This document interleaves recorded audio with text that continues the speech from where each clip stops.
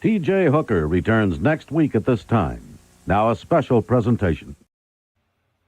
Please support the Word Balloon podcast by going to patreon.com/wordballoon. Become a part of the League of Word Balloon listeners. That's patreon.com/wordballoon.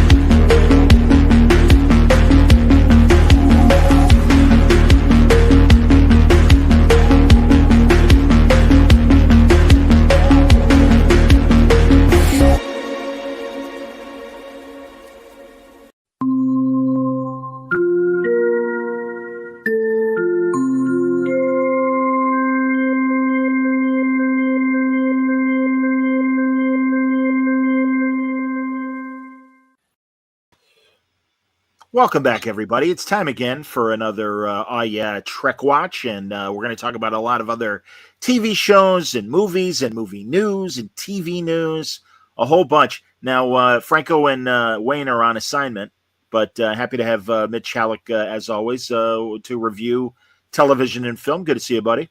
Hey, buddy. What's up? Not much. A lot of news lately, and I'll start with the Trek stuff just because it's short and we can get it out of the way. Yeah. But first of all, I guess the reason why we haven't heard the debut yet for Strange New Worlds, they went back and reshot some stuff because apparently it's too woke. And I hate that word, but that's stop. Okay, yeah, there was an official Paramount press release from the studio, John. That's the word. Pick this up from the internet, which is a cesspool of lies. Mitch, if I may. Go ahead. Tell me what you got this one. It was in post-production. All of a sudden, they're reshooting, just like Daredevil, just like Captain America: Brave New World. And I think the memo is coming down where, hey, can we tone this down a little bit? Now, again, that might be speculation. But it's speculation. Delay, given that they finished shooting last year. They were last year. Yeah. So I don't know. And also, Paramount is in the midst of being sold. There's a lot of crap going on, man. So you're right. I mean, that's fair. But also, again, this seems to be the direction. We can get into it later, but some of the other quick things. Alex Kurtzman is pitching Shatner a way to come back, and him being 93 beyond a cameo. I thought he was 94. Well, he either just turned. That makes it worse if he is 94. But I don't see a 93 or 94-year-old man being able to handle any sort of ongoing role on a TV show. I know a couple of years ago he did that reality show with Foreman and Terry Bradshaw where they were traveling around. That's a lot different than scripted TV. And I'm not saying you can't do it, but honestly, I just think it's a strain. Christ, Patrick Stewart had trouble climbing stairs in Picard season 1, at 15 years younger than Shatner. So I don't know, man. I know. And God bless, while we're at it, he's 94. He just had his birthday. Thank you, buddy. Okay, good. But, speaking of that series he was on with the late, great George Foreman, rest in peace. There you go. He was on my guys. Terry Bradshaw. Terry Bradshaw, William Shatner. There was a fourth guy. Yeah, I don't remember. I'll lean on the chat for who the fourth guy was. That was a good show. That was like, I think, Bucket List. Well, it was Henry Winkler was the other one. Attaboy. Very good. Yes, indeed. They would go and do things and talk and see the world before they kick. And 72 Foreman, wasn't he 72, 74? Was he? Oh God, I don't remember I think he was a little more. I think he was around 75. Yeah. But, I was surprised though when he passed. I didn't know he was. Oh, we all were. Yeah, we all were, man, because he seemed very healthy, and I don't think the details of his passing have been, like the reason why. But again, thank you, Matthew. Yeah, 76 says Matthew. Thank you very much. Hey, man, I have been interviewing Foreman, since the 80s. Yeah. When I was down in Bloomington, Illinois, because, for his comeback years before he won the title. And then in the 90s. Butterbean, right? No, he never fought Butterbean. Who's the big guy he fought? Oh, maybe he did, but I thought he did because I remember there was a huge fat guy. I thought it was I don't Butterbean. think so. Well, he You fought know, Tom. you know Butterbean. You know who I'm talking Stop about, it. right? Hold on. Yes, but stop interrupting me. I want you to talk, but I know, but I let got to us know have a who you are. dialogue, Captain. What are you on? Cocaine today? What's going on today? No. This is how I normally am. He Drug free. was. He did. I'm reasonably certain he fought that guy from Wisconsin, Tim Tomaszek, who was a big pudgy Jeepers Creepers guy, and I think he made a big splash. Butterbean was a. It said Butterbean was a wrestler. I thought he was he was a boxer. Butterbean was a boxer. He fought Larry Holmes. Yeah. He fought Larry Holmes, but I don't believe he fought Foreman. Maybe that's Foreman's a little more legit, and Foreman's opponents were a lot more legit than Butterbean. Anyway, great guy, always great quotes, and a lot more serious, analytical when I would talk to him in the press room versus, happy, jolly. No, I correct you, sir. He did fight him. Butterbean versus George Foreman. I apologize. I did not think that was so real. much for your boxing expertise. They fought a 10-round fight. Yeah, it went all 10 rounds. Jesus Christ, really? Wow. When was that? I'm looking up what the year was. Yeah, give me a date. Here, while we're doing that, George Foreman. Okay, keep talking. I'm trying to read all. You know how YouTube is. Yeah. Raise your hand when you're ready. But George was amazing, and I asked him. I'm like, I like serious George Foreman analysis because you know what he was talking about. I'm like, what's the deal with the goofy stuff? And he goes, they got Jim Lampley to do the play-by-play. They got Larry to be the knowledge guy. I'm there to be the clown. And I'm like, okay, whatever. Great guy though. Great guy. Very, really, really cool. And I literally I talked to him a dozen times, both on the record and off the record over the years. Great guy. Can't say Butterbean was 400 pounds. Yeah, I'm not surprised. His real name is Eric Esch, better known as Butterbean. Competed in professional boxing, 400-pound fighter. Holy crap! Yep.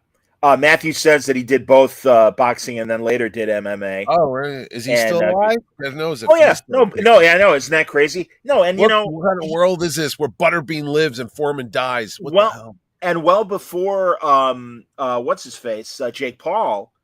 Butterbean was kind of the, doing he called himself king of the 4-rounders. And that's what I always resented about Jake Paul was, he's a main event. And I'm like, no, he's not. He's a sideshow.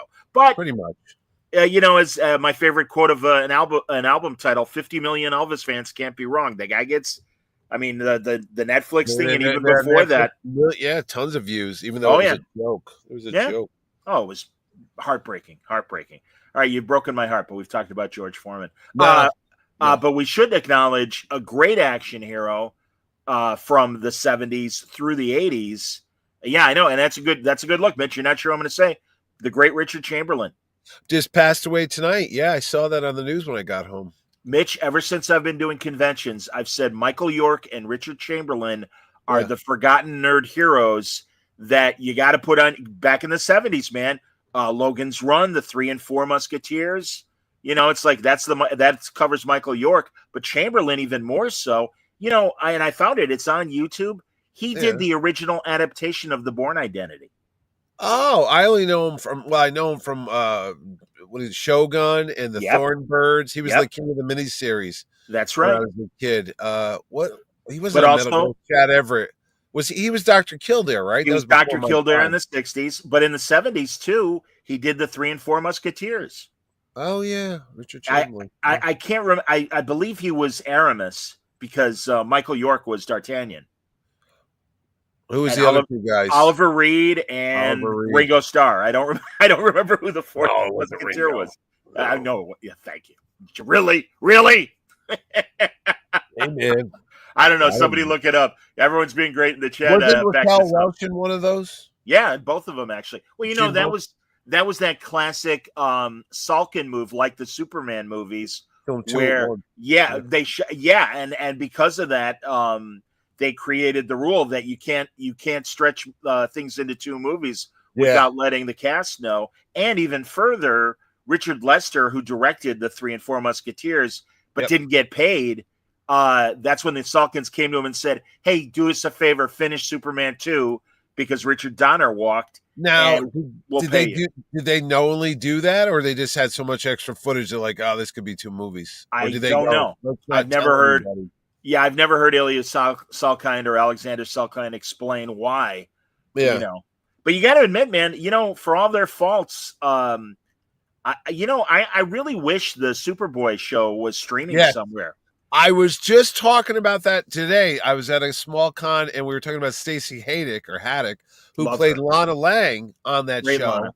And I said, the reason why I haven't, because somebody said, why don't you bring her to Terrificon, you know, Connecticut's Terrific Comic Con. And I said, I often thought about bringing her and Christopher Gerard, I believe that was the second Superman. Because the other one was Gerard Christopher. The other guy was Thomas Newton Howard. He was one and done. And John Newton something. And the Lex Luthor guy who was an older fella. Very good actor. I can't think of his name right now, but he was on other side. But I said I thought about bringing them to the convention, but the problem is, since that show's not in syndication, there's very few people that remember it because it was on that small period of time, and then I bought it on DVD, but that's about it. You know? No, I agree. But it was. I'm sorry, I didn't mean to interrupt. No, I was going to say they would be cool to have at the show, but it's so cult and niche. You don't know, the little kids wouldn't know what that is, but I think it would be a great show to put in syndication because they were half hour, 25 minutes. They would do great on streaming. Now you put them on Netflix, people watch that, you know. Well, and all the comic book people that wrote on the show. Andy Heffler wrote on that. Mike Carlin wrote on that show. Wolfman, I believe. Wolfman did it, and then I thought it actually hit its peak towards the third or fourth, I think 5 seasons.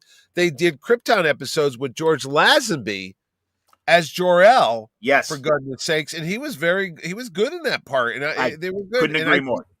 Glenn Ford, I believe, makes a cameo, maybe on one of those. I'm thinking. I'm not sure, but I know Ron Eli was on it, and wasn't he like future Superman? He was or something. He was, yeah. So it was pretty good. I mean, considering what it was, I enjoyed it, and other than those DVDs, I don't have it. In fact, Jerry Ordway and Dan Jurgens are on it, I think. Or no. I'm thinking of Lois and Clark. They're in the background of Lois and Clark on one thing.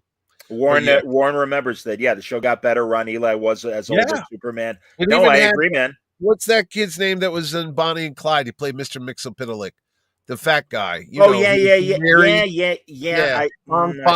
That guy. Yeah. He's also Irish fella, Irish namey. What was his name? I know exactly what you're talking about. The character. Somebody out there knows Michael something. Oh my goodness gracious! I can see him in my head right now. Yeah, I know who you're talking. I know exactly who you're talking about. That's hilarious. There we go. Pollard. That's it. Thank you. Thank you, Warren. Michael Pollard. Absolutely. I think he passed away, but he was Mr. Mixopiddleick. Didn't Stacy also do the Friday the 13th TV series that was syndicated? She was on soap opera. I think she still might be. I don't know. Guiding Light. She went on to soap operas. I know that. No, she was great. I had it bad for her back in the 80s. She was lovely. Little known story: Jerry Ordway went on a date with her. Stacey Haddock. Wow. In New York City in the 80s. They went to see the movie Scrooge. So there you go. How about that as a little tidbit of trivia awesome. There. Way to go, Ordway. All right. Who knows? Because we were at lunch one day and he just let that hang out there. I was like, wait, what happened? You and Lana Lang? That's Loeb told me when he was either a PA or something, but when he was in the film business more actively. He dated Jerry Ordway? No, but he got to Natasha Kinski was dating Paul Schrader at the time. And he's like, hey, do me a favor. She needs to go shopping. Take her out to lunch, whatever. So you got to spend the day with Natasha Kinski. Wow. Cat people, Natasha Kinski there, Natasha Kinski. Mike says that Stacey Haddock is on Days of Our Lives. Don't ask how I know that. That's all right, man. I was an All My Children guy. And Sequest. DSV, right? Isn't that what it was called or something? I think later seasons with Michael Ironside they slightly retitled. That's right, when Roy Scheider left after the first year. Yep. Yeah. And then that poor kid was on that show, local guy. Jonathan, whatever. Who made that, Connecticut. Yeah, sad story. He made that Chuck Norris movie, Sidekicks. Yeah, took his own life, the poor kid. Yeah. Jonathan Brandis, I believe his name was. Brandeis or Brandeis. Yeah, I believe that's correct. So, all right, man, we're we're really downer tonight. We started off with Foreman dead, and now some Death Watch. this young actor. Okay, let's see. Is Dick Van Dyke doing But- all right tonight? But truly, listen, everybody. The Bourne Identity was a miniseries that Richard Chamberlain did with Jacqueline Smith of Charlie's Angels fame. Really? It's Before Charlie's Angels? No, it was after Charlie's Angels. It was in the 80s. It was in the 80s. And it's more because I believe Robert Ludlum, who wrote the original book, also wrote the screenplay for the miniseries. So it is a lot more faithful to the book than what. And again, hey, listen, love the Jason Bourne movies. I got no problem with the Bourne franchise. Oh, really? They're amazing. They're great. Well, and honestly, as we're crying about what might happen to James Bond with Amazon and everything. Yes. I do think spy movies have moved in a different direction. I also think, are you watching Slow Horses on Apple? I know of it. No, I'm not watching. It's amazing. And truly, there are so many shows I want to watch, but there's only so many hours in the day, and I barely get the ones I like on. I mean, I get it. We tried watching this new one that's coming out with Seth Rogen about the studio. Saw it. Go ahead. I watched the first episode. They were trying to make a Kool-Aid movie, and then we were like, oh, wait, we got to watch the last episode of Reacher. So then we watched Reacher. And then tonight, when you called me, I told you I was watching 1923 with Harrison Ford. And then after that's over, there was something else that came up. Oh, we started watching White Lotus because everyone's telling me to go watch White Lotus. And so I started with season 1 because it's on 3 seasons. Yeah. Again, so what was that on a couple years now? So I'm just getting into it. There's just many. I don't know what's going on out there. We went from a dearth of no new shows because of the strikes and COVID to now it's like, was it like this before COVID and I just didn't notice it, or there's there's a lot more now? Oh no. Well, there's a lot more quality that's out. There was a lot of crap, but and a lot of let's see if it sticks. But no, in fact, today, and I haven't seen it yet, Paramount Plus has a new Irish crime family show with Pierce Brosnan. And I saw the ad. Yes, The Mob or something like that. It was Pierce Brosnan, Tom Hardy, and I can't think of the woman's name. I was like, oh, that looks good. I got to watch that. And you know what? Here's the most frustrating thing. We're totally off track, but the thing no, this is it. This is the kind of shit I wanted to talk about. So go ahead. Watch TV. My wife and I get together. It's on the weekend. She's done working for the week. I'm not doing Terrificon. We want to sit down like the old days when you'd go to Blockbuster and you'd rent a movie back in prehistoric times when they had videotapes behind a box and you had to go look behind the box and make sure one was in. Sure. And the thing of it is, you just want to sit down for about 2 hours. You figure you get 7:30, 8 o'clock. You sit down on the couch. You're not too tired. Maybe you'll make it to 10 o'clock. You just want to watch something. So we go to hit the Netflix, and I can tell I'm old because I put the in front of the Netflix, the Apple, the Disney. And the thing of it is, every single fucking thing I hit is 6 series, 6 episodes.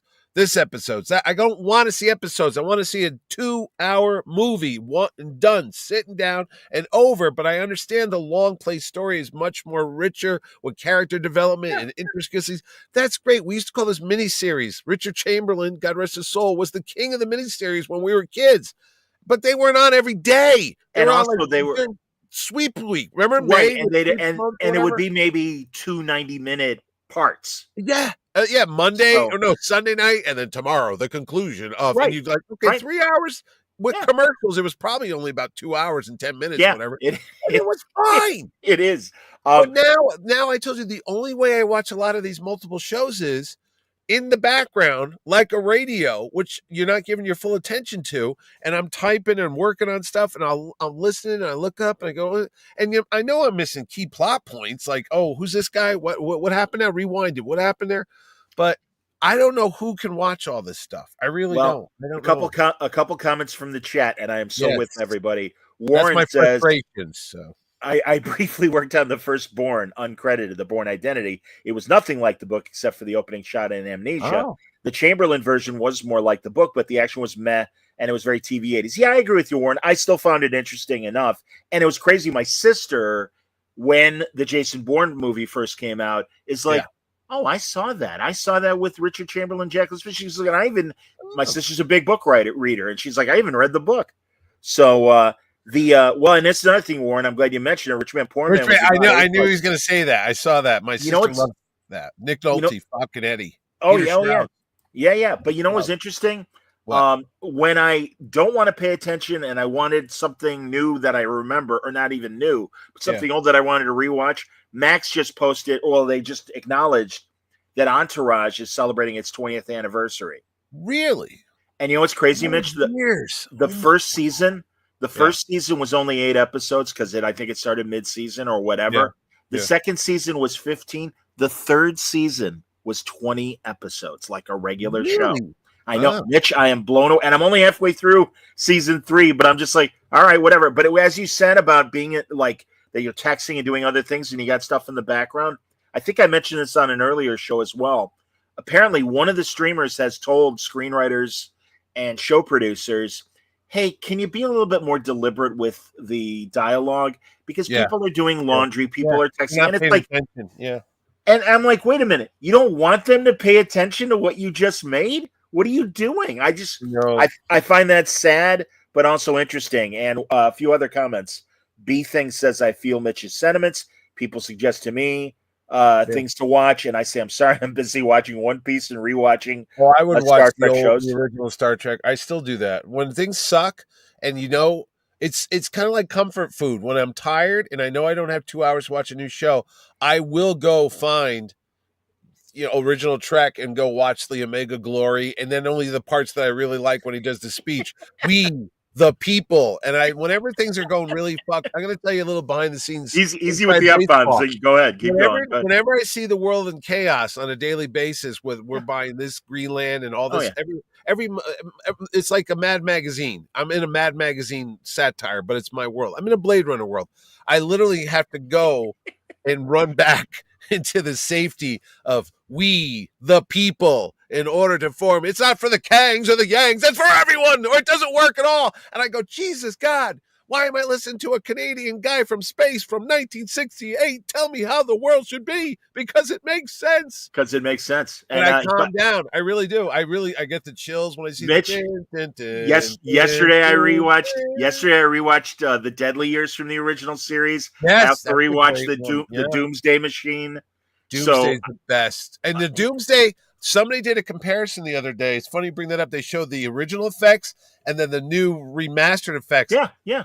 I kind of like the old effects, even though, because I'm old school, even though it was like, and you can see it's a shitty model. Classic. But I know when the maw of it turned into it and you see all the lights coming at him, he's like, gentlemen, now would be a good time to beam me up. Classic.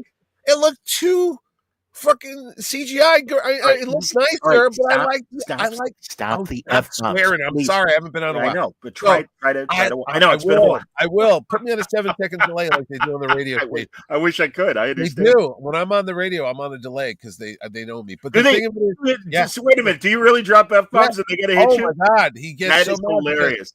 They can't read. What they do is they take segments of it and they repurpose it for like sound bites. Like coming up tomorrow, you'll hear Mitch and Chaz and AJ, and they'll play a bit. But because when I swear, they have to go back and re-edit it, and they can't just take the clean audio. They don't like that. I'm shocked that you're invited back because seriously, that's a problem. I'm live on the radio, and they actually have Post-it notes around my microphone that says "Do not swear, do not curse."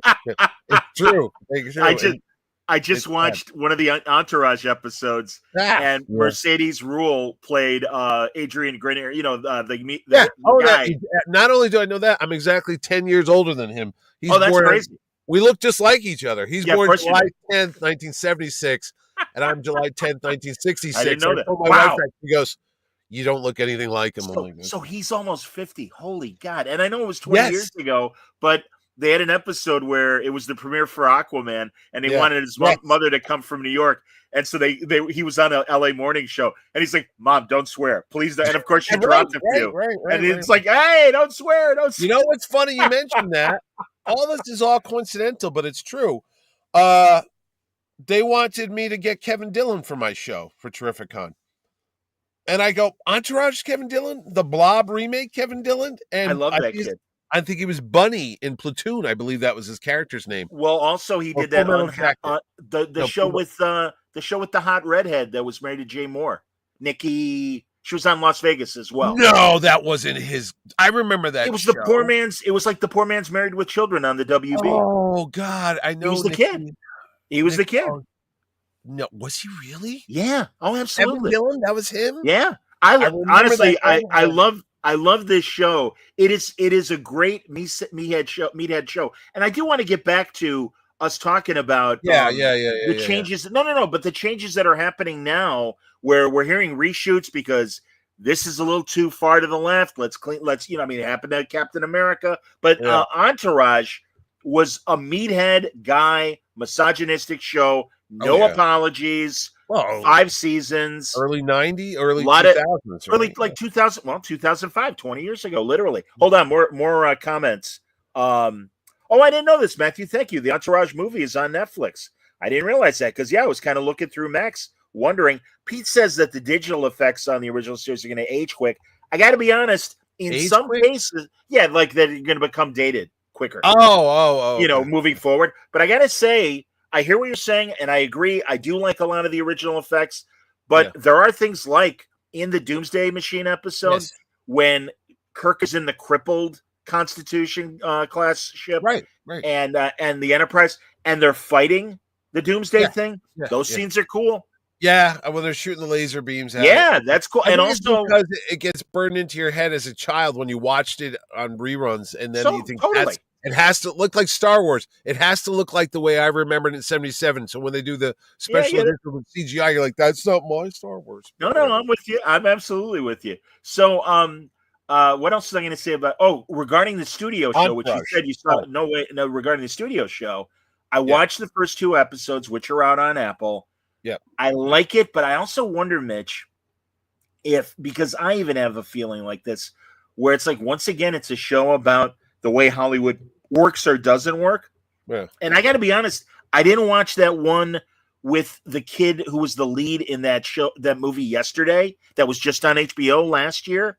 And it was another like behind the scenes kind of episodic. When they were showing like the making of they were doing like a superhero movie. Yep. Yeah, I tried watching that because I thought it was going to be like making fun of the Marvel movies, but I didn't get into it either.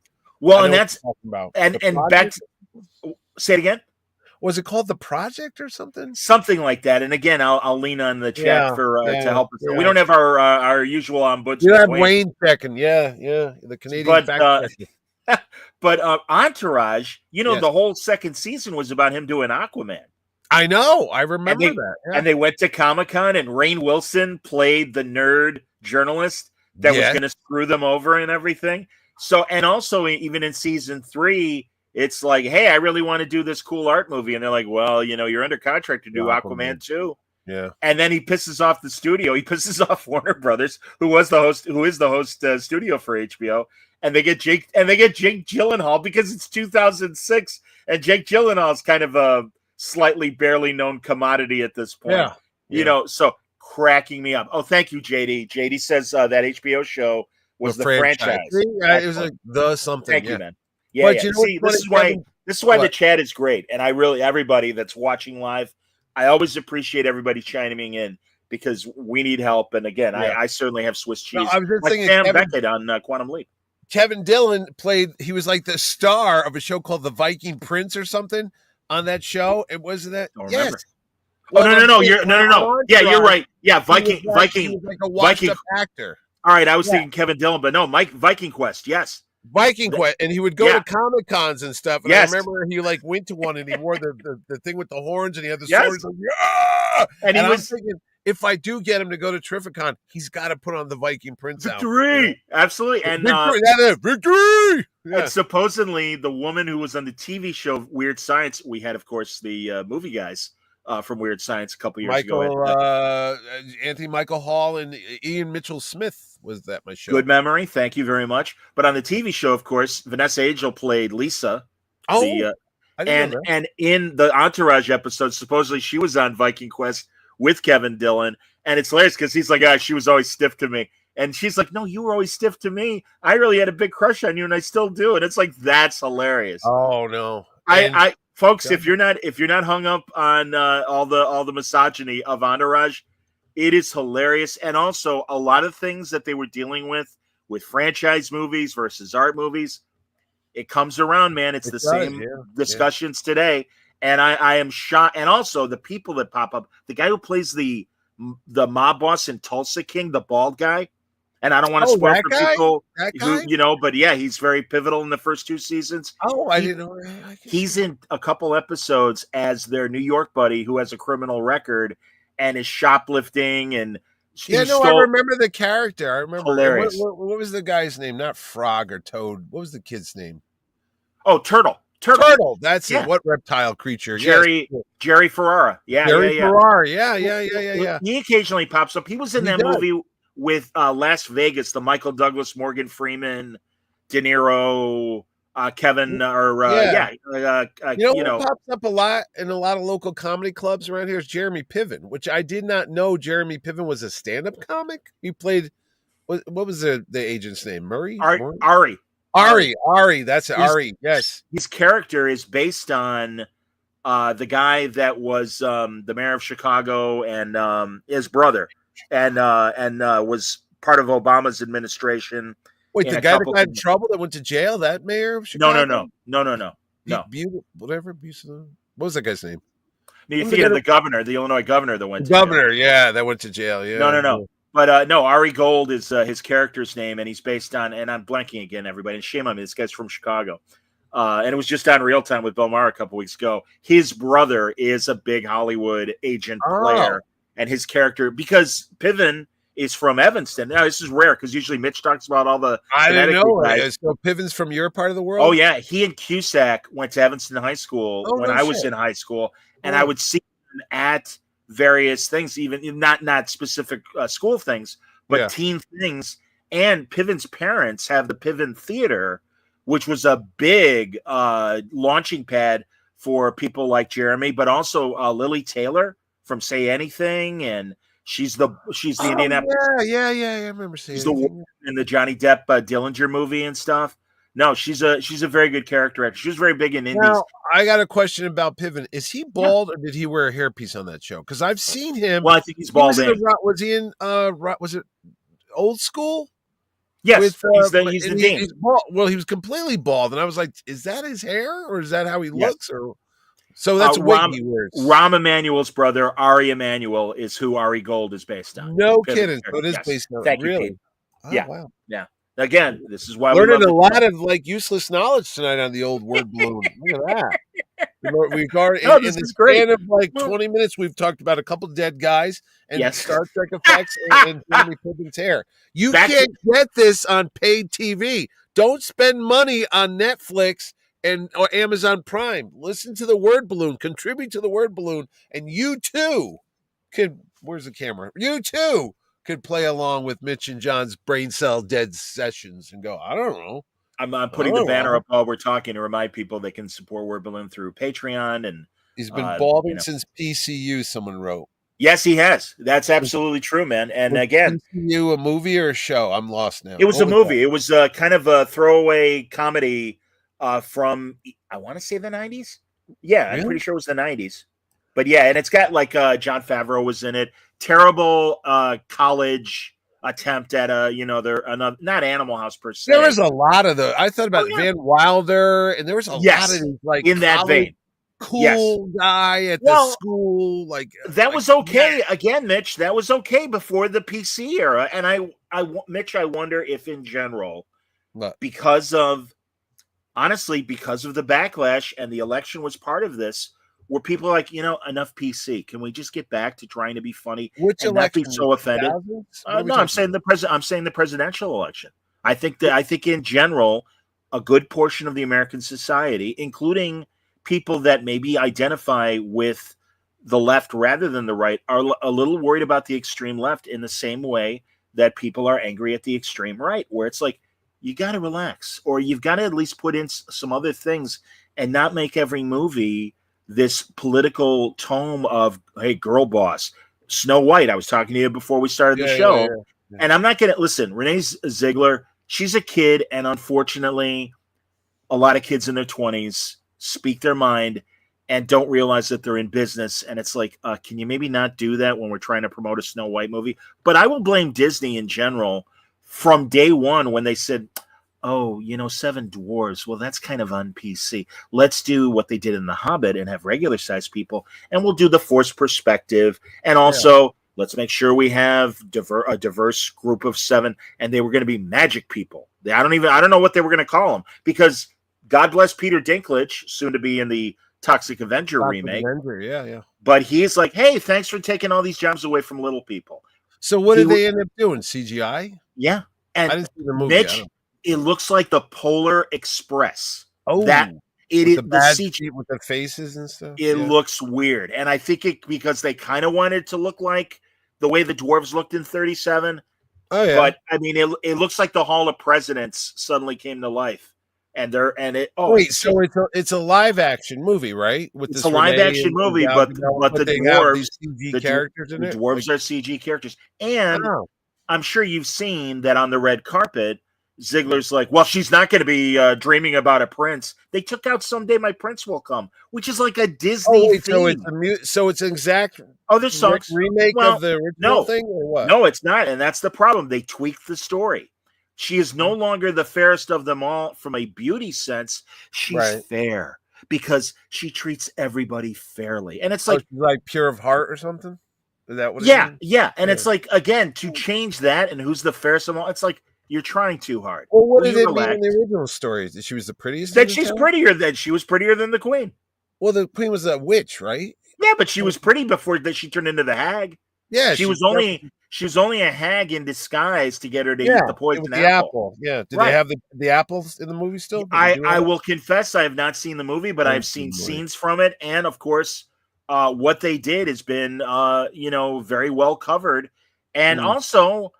Ziegler came out and listen, that's fine for your own personal opinion, but she, in one of her tweets about the movie, she put "Free Palestine," and it's like, you do realize that your co-star who plays the evil queen, Gal Gadot, is Israeli, Israeli, and it got so bad that they were going to have a big premiere in LA, and they didn't, and they had a very controlled premiere with press only, and they've just, and also.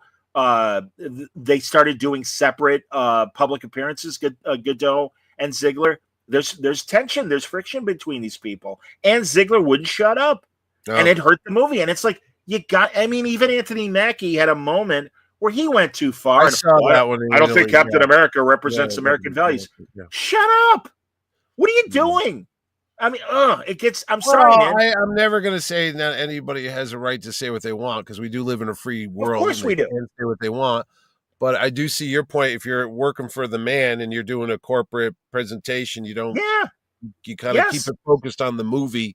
After the movie, that's why you're there. You're there to promote the movie. That's why you're there to sell the soap. But she kept crapping on the original 37 movie about well, she's not going to be saved by a prince who's been stalking her. That's not the story, lady. Shut up. I don't think that was not. No, he was it the Huntsman? I'm trying to remember. I saw it was like 5 years old. Movie. Yeah, no, that's a different movie. Wasn't that the story? Like she gets. No, he was a prince. He was a prince. But how does he find out about it? I remember she was in a glass coffin. They built a glass coffin. Right. And the Michael Jackson chamber, like his oxygen. Yeah. And the dwarves are sitting around her, and then he shows up and he gives her a kiss, and she woke up. And then I don't even know how the witch dies in that movie. Well, and you don't need to have the kiss per se. And thankfully there is a character. I'm not sure if he's a prince or not, but there is a guy. And he works with Snow White and the dwarves to overtake the queen and her evil regime. That's great. Again, you could make a change like that, but she did not help. And she was like, well, he's a stalker. He's not a stalker. Shut up. And this is not only was this movie from 1937, this is a fairy tale that is literally thousands of years old, Mitch. Like, is it really thousands of years old? Well, because Grimm wrote them down first, Grimm's fairy tales, but they were told for hundreds of years before Grimm. And also, I kind of agree with German people who are like, guess what? That's cultural appropriation with your casting. Oh, is it a German story? Yeah, it was a German folktale. It's like, again, man, it's like you're trying too hard. You gotta relax. By all means, let's have strong women. And I sincerely mean this. I don't want to sound, condescending. Yeah. I'm for all that, but not at the expense of what was a classic story that they felt. And again, that's not on Rachel Ziegler. That's on Disney. That's on Disney not having faith that this timeless tale is, maybe it's not PC. I have the really question is there any animated cartoon that Disney made that they haven't made a live action version yet? Because I saw they're doing that Stitch movie, the little blue alien guy that came out when my kids were little, which is like 20 years ago, but now it's come out to a live action movie. And I just go, I don't get why they just keep remaking their own cartoons as live action. Why don't they just make newer cartoons like they did back? Right. Well, even recently, Toy Story and Lion King. Mulan's a great movie. I mean, that's the thing. They are making good animated movies. Was a good movie. Yeah, but that was like 1997 or something. No. Mulan was in the night. You know why? Or maybe it was Mulan 2. Maybe it was Mulan 2. Because Mulan 1, I would ditch my work and we'd go on my lunch hour. We'd go down the street to the movie theater and I'd say I was busy and we were watching movies. So if anybody from Mike Warehouse is watching, F you. I was at the movies. I did it for 5 years. B thinks a couple of comments regarding Snow White. The way she keeps saying Prince Charming was stalking Snow White when it's obvious in the original movie that they are flirting and have known each other at the start. Girlfriend. Yeah. And doesn't he marry her? Doesn't he marry? They live happily ever after. Yeah, we can't have that. God forbid. I'm sure. Actually, and again, I don't know because wait, stop. So they don't live happy. I didn't see the movie, so I really can't be. Well, Ziegler. I have to admit, I have not seen the movie. However, Ziegler was saying before the movie came out, yes, there's a guy, and yeah, he's in the story, but his scenes might be cut. Hey, this is Hollywood, and it's like, shut up, stop it. Why are you doing this? Can I ask you a bigger question? Sure. Who's Renee Ziegler? She's Snow White. I got that part. But what is she? Is she like a singer? I don't know. I'm at the age now where I watch Saturday Night Live and they say this week's host is this and the musical guest is this. I can honestly say I don't know who 90% of the people are anymore. I used to be hip. I used to know I was the guy. I mean, I used to know every movie. I used to know every actor. But there comes a point in life when you just suddenly realize it's not that goddamn important. It really isn't. I mean, I have more important. I paid my mortgage off this year. Yay me. I paid for all my car. I don't own car payments anymore. Those are more important to me. I'm going to insult anybody watching this or you, but there's more important things in life than Snow White, John. There's more important things in life than whoever the number one singer is. You know what's important in life? Not own the man. Okay. No bank owns me anymore. I own my house. I pay my taxes. I don't own a car. That's important. My kids' tuitions are all paid. They didn't have to pay a dime. They're all doing successful jobs now. Those are important. You know, I'm keeping my blood pressure down. I really don't give a rat's ass about who's playing Snow White. I really don't care. I understand, but again, this is meant for. And here's the other thing, John. They're not meant for 58-year-old fat guys like you and I to go watch. I'm a 6-year-old. They're meant for like little kids, 8 years old. Okay, you're on the you're Ozempic. I take the fat thing back, but I'm fat too. I weigh 255 pounds, people. I could say that. But you've made your point regarding that. I know, I but I guess they make it. Is it a rated G movie? Is it made for kids? I don't think the kid cares. They just want to sit. You're right about that. For an hour. I tell you what it is. I had kids. I know we would take them to these cartoon movies, and I would fall asleep. My kids would watch the movie. I'd give them popcorn and some candy, and I would zone out for an hour while Finding Nemo was going on. And then I'd go, "Oh, it's a great movie, guys. Loved it. Let's go watch it again." Okay, but, can I jump in? That's it. I'm done now. My rant's over there, Johnny. Okay. You brought me on here, so I ranted. No. And again, I want Mitch, as you know, I want you to talk, but it is a dialogue. So, for a couple of things. First of all, who is Rachel Ziegler? Rachel Ziegler. What is she? Singer? Rachel Ziegler was Maria in the Steven Spielberg remake of West Side Story. Didn't see it. And I understand. It made a big splash. I completely agree with you that these movies are made for kids. Yes. But again, as someone that hosts a show that does look at the media, got to watch this stuff or got to be aware of this stuff and got to know what's going on. And I also think that the changes in Snow White, as I said before, are indicative of what's happening in a lot of the studios in general. The BBC is doing it with Doctor Who. Paramount is doing it with Star Trek. Warner's is doing it with and HBO. They're doing it with their stuff. And it's like, you guys have to relax. I agree that we need more inclusion and more diversity and more equality. I am solely with all of that. But but also not to the exclusion of having a strong man next to a strong woman. I don't think there's anything wrong with that. And I think that would help with the general audience. And also the movie's underperforming. Now, I agree with you that these movies are made for kids. And I'm sure that some kids, they don't know the original story. They don't care. So, yeah, for them, it might be something different. A couple comments from The people, Rick Bowden here says the great thing is that the people's not buying tickets to this pabulum is ultimately going to work and is working, and also makes us feel good as we watch it happen. Yeah, there is a lot of Schadenfreude for the failures of these movies. JD asks if we've seen the new Looney Tunes movie. I want to see it, but do you hear about all that? The World Ends or something? Is that the title of it? Like, yeah, with Daffy, Porky Pig, and I saw the ads. I want to see it. Well, have you heard about what Warner's doing with Looney Tunes? I heard they're not on WB or whatever that is. Max. Well, yeah, they've taken the old cartoons off of Max, which is crazy, and they were much like that Wile E. Coyote versus Acme movie. Yes, they got nervous about this movie. They sold it to a different distributor, which is called Ketchup Enterprises. They're the ones putting out the movie, and it's not doing well because they don't have the budget to promote it the way Warner Brothers would. And further, there are rumors that Disney or that Warner's wants to sell the Looney Tunes IP because they feel that it doesn't fit in their economic structure anymore because these movies aren't, making money the way the others did. Can you imagine if Disney were to do that with the mouse? The fact that that WB, that's how it starts, and the fact that they wouldn't be there, they're just out of business. I mean, what do they own? They own the comics? That's about it. Yeah, they own DC. No, but they own other IPs. They own other IPs. I mean, and certainly they're at least in the Doom. They're in the Dune business, and those movies are doing well. Dune, yeah. Okay. But no, man, it's kind of crazy. And again, they're like, well, we're not making money, and it's like, well, maybe you need to remind people. And truly, in the last few years, they have made attempts to do new Looney Tunes stories, and they're funny. They're good. Wait a second. Is this new? It's not on a streaming thing? It's in the theaters? No, it's in the theaters, and it's not performing well. Jeez, no wonder I couldn't find it on all my various things. I've been looking, going, which one is it on? Is it on the Netflix? Is it on the Not yet. Hulu? I don't know. Oh, it's in the theaters? Yeah, and it's and again, it's only made like $5 or $6 million domestically. I don't even know if it's. I don't even think it's playing in my local theater. I think they have.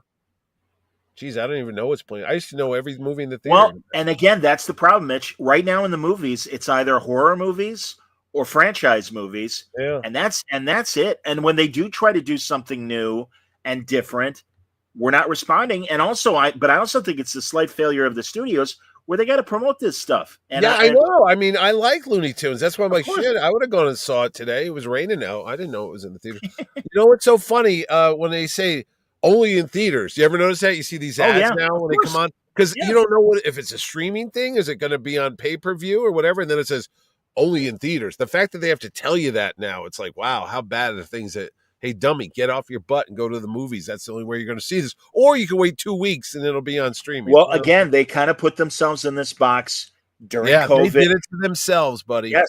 And they really wanted people to, subscribe to their streamers. Yeah. So there was this mad rush to get stuff up there so that people will subscribe, but they killed the goose. I'll tell you, has there been a lot of $1 billion movies lately? No. Like $1 billion box office? No. Remember, there were like every other week there was another $1 billion movie before the COVID, and I figured that would be taking the time to come back because the theaters were shut down. But now it's like a rarity to hit like 500 million, I think, right? Or 6. That's like, whoa, that's big time. But we were doing $1 billion for bad movies. And there were movies that were making I think Venom 1 made $1 billion. I'm like, that movie sucks. Yeah, man. I mean, there have been a couple. I mean, even Mustafa started, or not Mustafa, the live action first Lion King. Yeah, right? I'm sorry, Mufasa. Excuse me, Mustafa Hanshaw is a boxer. He was a boxer. Oh, I was gonna say what's Mufasa. That? But no, prior to Mufasa, the first live action Lion King had a low opening, but ultimately did make like 600 mil. I don't know how much it cost, but you're right. And also, I think there is a unfair expectation from the studios of, well, we're certainly going to make $1 billion on this. Really? Like, get real, man. And also as I've been saying for almost 10 years now, the mid-budget movie is only on streaming now and is lost in the theaters. I always use the example of the movie adaptation of the Boom comic book Two Guns, where it was Denzel and Mark Wahlberg, buddy cop movie. Yeah. Didn't do that great in the theaters, but once it hit DVD and cable, everybody loved it. And it's because that's kind of, I think, where things started to slow down. But absolutely, the strikes and the COVID situation. Yeah, it was a double whammy. It was like boom, boom. Are you kidding me? Yeah, Just when Mike they were says. coming back, Mike says he remembers when it would be years before a movie would years. broadcast on Yes, TV. yes, And you waited 6 months. Rich says, I won't give Disney another dime at 65 years old. They're destroying our culture, poisoning our grandchildren's minds and souls. They need to turn it around if they want to make money and be creative. Well, that's why I believe with the reshoots of Daredevil, Captain America, Brave New World, and a few of these other things, and like I said, what I've heard about Strange New Worlds and why there's a delay, that there were reshoots because they wanted to tone down the extreme left point of view. And maybe they're finally getting the message, because truly, I think from a society standpoint, a lot of people, even ones that aren't extreme right, are saying, will you calm down, please, and just tell a good story. And we don't need, it shouldn't be politics first. And I think there are a lot of things that are even nerd products where it's politics first. And it's like, you got to calm down. Have you seen the De Niro 0 Day Netflix? Yeah, I watched it. I liked it a lot. I liked it a lot. Yeah. I thought the ending was a little bloated. Yeah, I did too. I was like, wow, I could have short. You know what? Yeah. But you liked the longer story, because I said to you, I do. could have told this in a 2-hour movie. I agree. No, I liked it, all the different characters and the daughter. I said, yeah, of course. It's like you could read the 30-second version, what do you call them, Cliff Notes, or you could read the whole epic. It would have worked fine in 2 hours. And I think it would have been punchier. It would have been a better. I understand. Yeah. But I'm just saying that in general, of things like, I think The Diplomat does a good job in slow walking a story. The Preacher, I think, was a good. Preacher is a good one. 8 episodes, was it? Yeah. The one, and it was just in my head, and now it's gone. The Old Man on FX with Jeff Bridges. That one, that's a great intense story. Mike says fingers crossed on Superman and Thunderbolts. Yeah. If Gun Superman is not a good film, I'll be unhappy. Yeah, but again, all these studios, they need one great movie to right the ship. What do you think? Did you see the whole Doomsday rollout? Oh my God. You know what's so funny? Speaking of something on in the background, I went and picked up my comics, and I was like, oh, that's on today? Yeah, they're going to reveal something. And then when I came home and I just saw the chairs, I went, sure. So I put it on in the background. as I made the graphics for Terrificon, as I'm making like, oh, here's Walt Simon Louise, I'd look up, and every couple minutes you'd see the thing. Their name. Like, oh, and then I kept saying, oh my God, Rebecca Romaine's coming back. All right, Patrick Stewart's coming back. And I kept saying, and they knew I'll give them this, the tip of the hat to them. They get you, because I'm like, it's got to be Hugh Jackman. It's got to be Hugh Jackman. Hugh Jackman's the only one left from the original X-Men that his name hasn't popped up yet. And maybe because he was in that Deadpool movie, they're going to bring him back, even though they said he's dead. But and they never did it. But they had people watching. I was at a comic show today, and they were telling me that I don't know how many thousands of people were streaming that thing for 5 hours or 6 hours of people watching it. And I'm like, wow, they know how to sell that soap and popcorn, man, because they got people to watch empty chairs. But think about when Star Wars and Marvel would make a big announcement streaming, and James Gunn too. Yeah. You had the man, or you had Kathleen Kennedy, or you had James Gunn. Hey, we're very proud, and Kevin Feige. It's like, why didn't Feige do a rollout where he is on camera? And I don't understand why they did that, because it was really dumb. The only thing I can think of why they did it this way was that it was live on social media, so it's like to get people to jump on and give them enough time to catch up, I guess. I don't know. I think I thought of it. I'm like, look, you didn't have to pay one actor to show up. You didn't have to fly anybody in. You just put a bunch of empty chairs in. They probably filmed it in like 5 minutes, and then they just stretched it out. Oh, of course. And then Downey showed up at the end, and it's like, okay. I thought Chris Evans' name. I mean, and some even said, "Oh, you think that's the only people?" I go, "No, dummy. There's probably people that are going to be in it. They didn't want to ruin everything for you. What do you have to open every one of your Christmas presents up in June and July? It's called suspense, idiot. They're trying to get you to go to the theaters. If they told you the whole ending, oh, by the way, everybody, Dr. Doom really had plastic surgery to make him look like Tony Stark, so the world thinks he's back and he's the hero, but he's really the bad guy. Don't go see the movie. Save $20. What are you, stupid? This is how they get you to go to the seats. It's anticipation. You got to go to the movie. Also, there's two movies. So there's Doomsday and Secret Wars. Watch Secret Wars. So who's to say that more people will pop up in Secret Wars rather than just in Doomsday? I mean, and also, go ahead.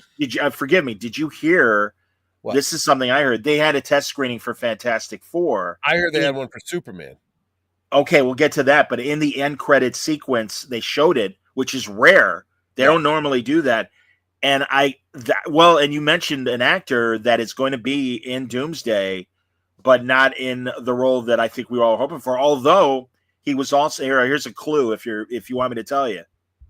He was all right. Chris Evans as Johnny Storm shows up at the end of Fantastic Four to show that he is an alternate version of the Johnny Storm from the new movie. So that's interesting, and you wonder, is that the only way Chris Evans is going to be in the movie, or is he going to be a variant Captain America? Or he's going to be Captain Hydra. I heard that today. Yeah, I heard Scarlett Johansson's going to be back as Madam Hydra. The Hydra agent. I go, that'd be kind of cool. But again, you don't know. Who did I just saw? I always saw Liz Olsen. Lizzie Olsen was on. Elizabeth Olsen. Yes, Lizzie Olsen, because you dated her. Yeah, by all means, she's my friend Lizzie. And she says, "Are you going to be in the new movie?" No, I'm not in the Marvel movies. I remember not Tobey Maguire, the other one, Andrew Garfield. Yes. Are you going to be in the new Spider? No, I'm not going to be in Spider-Man. No. It's called a non-disclosure. Jackasses out there in the world. There's a reason why is they want to keep their job. They don't want to get fired. Oh, by the way, I'm in the new Spider-Man movie, and don't go see it. No, I want to surprise. I want to acknowledge what Rick is saying because I'll be happy to explain. Rick says, I don't know what extreme right might be. I don't think I'm extreme right, or most folks are, but I know that most Americans won't bring our kids to boring movies that strive to teach lies. Well, Rick, I respect what you're saying. I would say that beyond the extreme right, there are people in the middle that are like, listen, I don't have a political bone to pick with anybody, but I don't like being preached to. And that's kind of what you're saying in your comment as well. And I hear you. I'm not saying that you or any specific person that is either watching this or listening to this is of the extreme right, but that is where it started.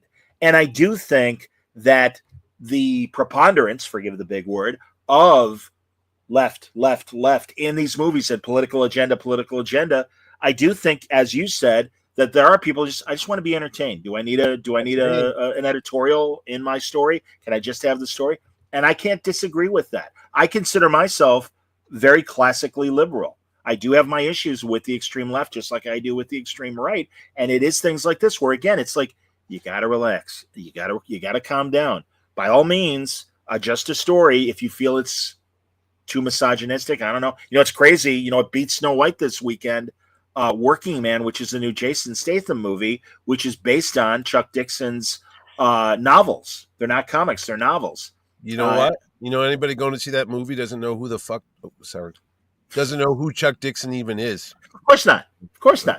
They went to go see Jason Statham. That's what they went. Of course, but I'm saying Jason Statham is probably not in a movie that is very lefty PC. I'm sure it's a pure testosterone action movie. Of course it is. And like again, there's nothing wrong with that. There is nothing. By all means, have movies that do celebrate women or celebrate other diversity in any way. But by the same token, every now and then we want some red meat, and I think there's enough of an audience. It's like when don't forget how big those stupid Expendable movies were. I saw all those with my kids. I loved them because you know why? Fun. They were all 80s stars I grew up with. I was like, that guy's in every movie you went to go see. Seagal's there. Yeah, Bruce Willis, Harrison Ford. It was like the greatest hits. No, I went to see him. But isn't I think I agree. I really think that Marvel really blew it with this rollout of Doomsday. And I liked it.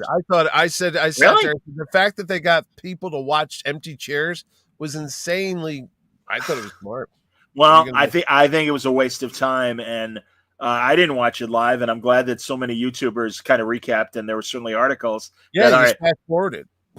Okay, but I kind of miss like James Gunn. Hey, welcome. We're in a new day with the DC universe. This is what we're doing and everything. I have great hopes for Thunderbolts and Fantastic Four. I can't wait for Thunderbolts. I think that's going to be fun. And the new Superman movie, although revealing that the Thunderbolts are going to be in the Doomsday. Yeah, I know that took away. I'll give you that one. I'll give you that because there was speculation that the Ghost character that was in the Ant-Man, she's in the Thunderbolt. She's going to get killed. She's going to go back. And then you saw her name on the credits. And, I guess she lives. And then again, I go, hey, bonehead viewers, She could be in a flashback. She could be in a video, and they Or just have to put her credit in there. She could be dead. You don't know. she could be a parallel universe variant, Could just be a like parallel universe variant. We yeah. don't know. You'll No, have to we go don't. pay We your don't know. money and see it next year. Yeah, But we don't know. again, Oh, thanks, Rick. You're saying What? going into another topic. You guys got me back into comics, and I all appreciate it. right. But No, it's cool. no, I mean, I like, dude, I like the comic book movies. I told you we've been through this before. We grew up, even though I just watched them. I think I told you a couple weeks ago. I watched the Trial of the Incredible Hulk with Rex Smith as Daredevil and John Rhys Davies as the Kingpin. Yep. And I was like, how come when he hulks out, his beard disappeared? Lou Ferrigno didn't have a beard, but Bill Bixby did. And then I watched the Thor one.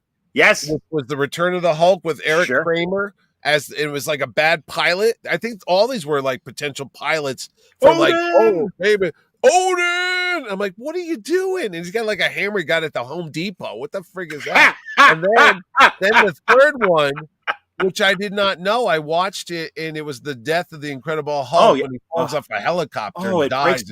It breaks my heart. Yeah, oh my God. Yes, his last words, exactly. Don't you understand? Right, and apparently that was supposed to be the Black Widow. I don't know why they didn't call her Nastasia Romanoff, but they didn't. But that was supposed to be the Black Widow. Yep. But the thing of it is, and then God rest his soul, Bill Bixby passed away. They were going to make the return or the resurrection of the Incredible Hulk. There was a story planned to bring him back from the dead, and I'm like, oh, that would have been so cool, you know. But I remember on Entertainment Tonight, while he was sick, he was still directing. He was directing Blossom, and I mean, I heard stories about that. He had a cot backstage, and he would lay down in between takes because he was so drained. And I think about poor Kevin Conroy. I got to keep saying God rest his soul. I'm an old man now. I know but I remember when he was at Terrificon, and it was his last show, and after he would meet with the fans, we had a big chair in the back, like a recliner. You were there. Yes, and he would go take bait, and he'd take a little nap and fall asleep. And I remember I'm like, Kevin, you're okay? Yeah. And he would go out, but as soon as he saw the fans, he'd fire himself up, get a second wind, and he'd do the whole bit. I am the Knight, I am the Batman, and people would clap. But that poor guy, he was so drained after time. He would just, I got to sit down. But that's what they sign up for. I mean, that's what they're actors. I get it. They their pay is audience reaction, clapping and laughing. No, and I'm glad he was able to be as big as he was at conventions. And I tell you, that was the weekend that Tim Daly, who never had done a show before, who was the voice of the animated Superman from the cartoon in the 90s, he never did one, so he didn't know what to expect. And they were backstage about to do photo ops, and Kevin Conroy said, "Oh, how are you enjoying the experience?" And Tim Daly's like, "I got to tell you, this is not what I thought it was going to be." They're just very genuinely appreciative, and they just want to say thank you. I enjoyed you on The Sopranos. I enjoyed you on Wings. I enjoyed you on Diner. Yeah. And Kevin goes, Kevin goes, that's all they want. They just want to say how much you meant to it. And he goes, this is overwhelming as an actor to have accolades, people just lining up to tell you how it is. And he goes, I never thought this was going to be this. So it was nice to know that the actors do appreciate. So people might be like, oh, they're such rich, SOBs and they don't care about. No, I saw people reacting to fan adulation and really emotional about it. I was at an Orlando convention years ago when I about a year or two into starting Word Balloon, and Ron Glass was there to because he was in Serenity and Firefly. Yes. And we all were like lumped together, and there was even an after hours thing where the celebrities and the comic book people were all mixing, and I was part of the comic book people. And it literally was Ron Glass, Chuck Dixon, and me. And Chuck had the nerve to go in a good way and go, Ron, what are you doing here? You're bigger than this. You're not a forgive the word, has been or whatever. Yeah. And Ron said, are you kidding? This is great. He goes, I come out for the week. And this is years before as you know, Mitch, the price is jacked up for celebrities. Oh, he was making under 10 grand, but he's like, this is great. I come out for the weekend. Yeah. All my fans come and tell me how much they love me. Barney Miller, everything else I did beyond Firefly and Serenity. Yeah. And I don't have to dip into my acting money to do home improvements. He was buying new storm windows. And we're like, pardon me? No, I saw this weekend. It wasn't at my show, though I wish it was. A friend of mine was at a show and he met Martin Sheen. And there he is with Martin Sheen. I said, Jesus Christ, I grew up with Martin Sheen on a million shows.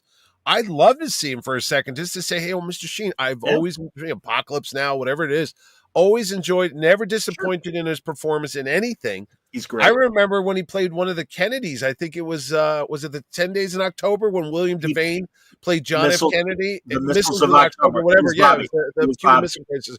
But he also later played Jack. So he did both. He did both. I was gonna say, was Sheen on that one as Bobby? He was. Yeah, Bobby. yeah. And the Missiles of October. William Devane was I Kennedy. always thought he was fantastic. Bobby was Martin Sheen. No, he's a victim on an early like 70s Columbo. I mean, he's all over the place. He's always good. Yeah, you know. Yeah. No, he was amazing.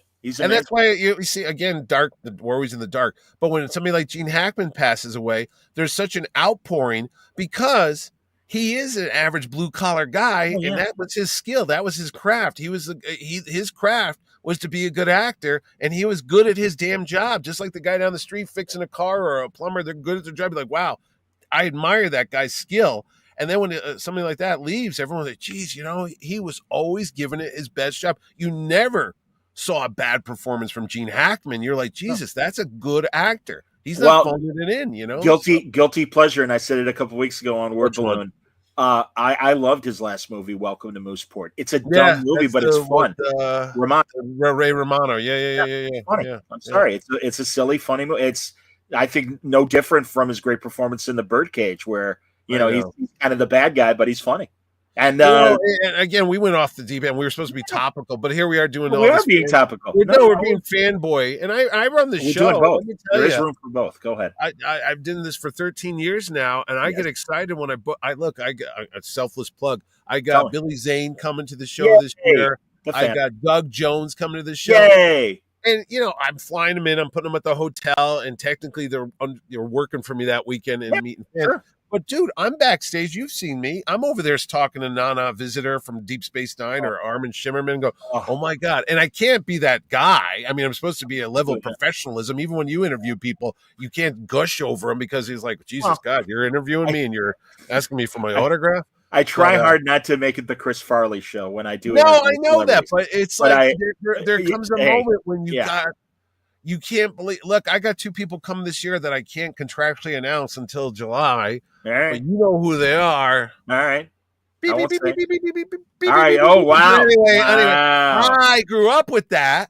And the fact that the little chubby Mitchie that was sitting on the floor watching that black and white TV set in 1976, watching somebody run real, I was like crying. And now I'm on the phone with the guy, and I'm like, oh, I bet. That's amazing, man. I could go back in time to the 70s and say, you know what, little guy, you're going to meet that guy one day, and he's going to be, and it blows my mind. When a couple of years, 2 summers ago, when you had Frakes at Terrific, he's a funny guy.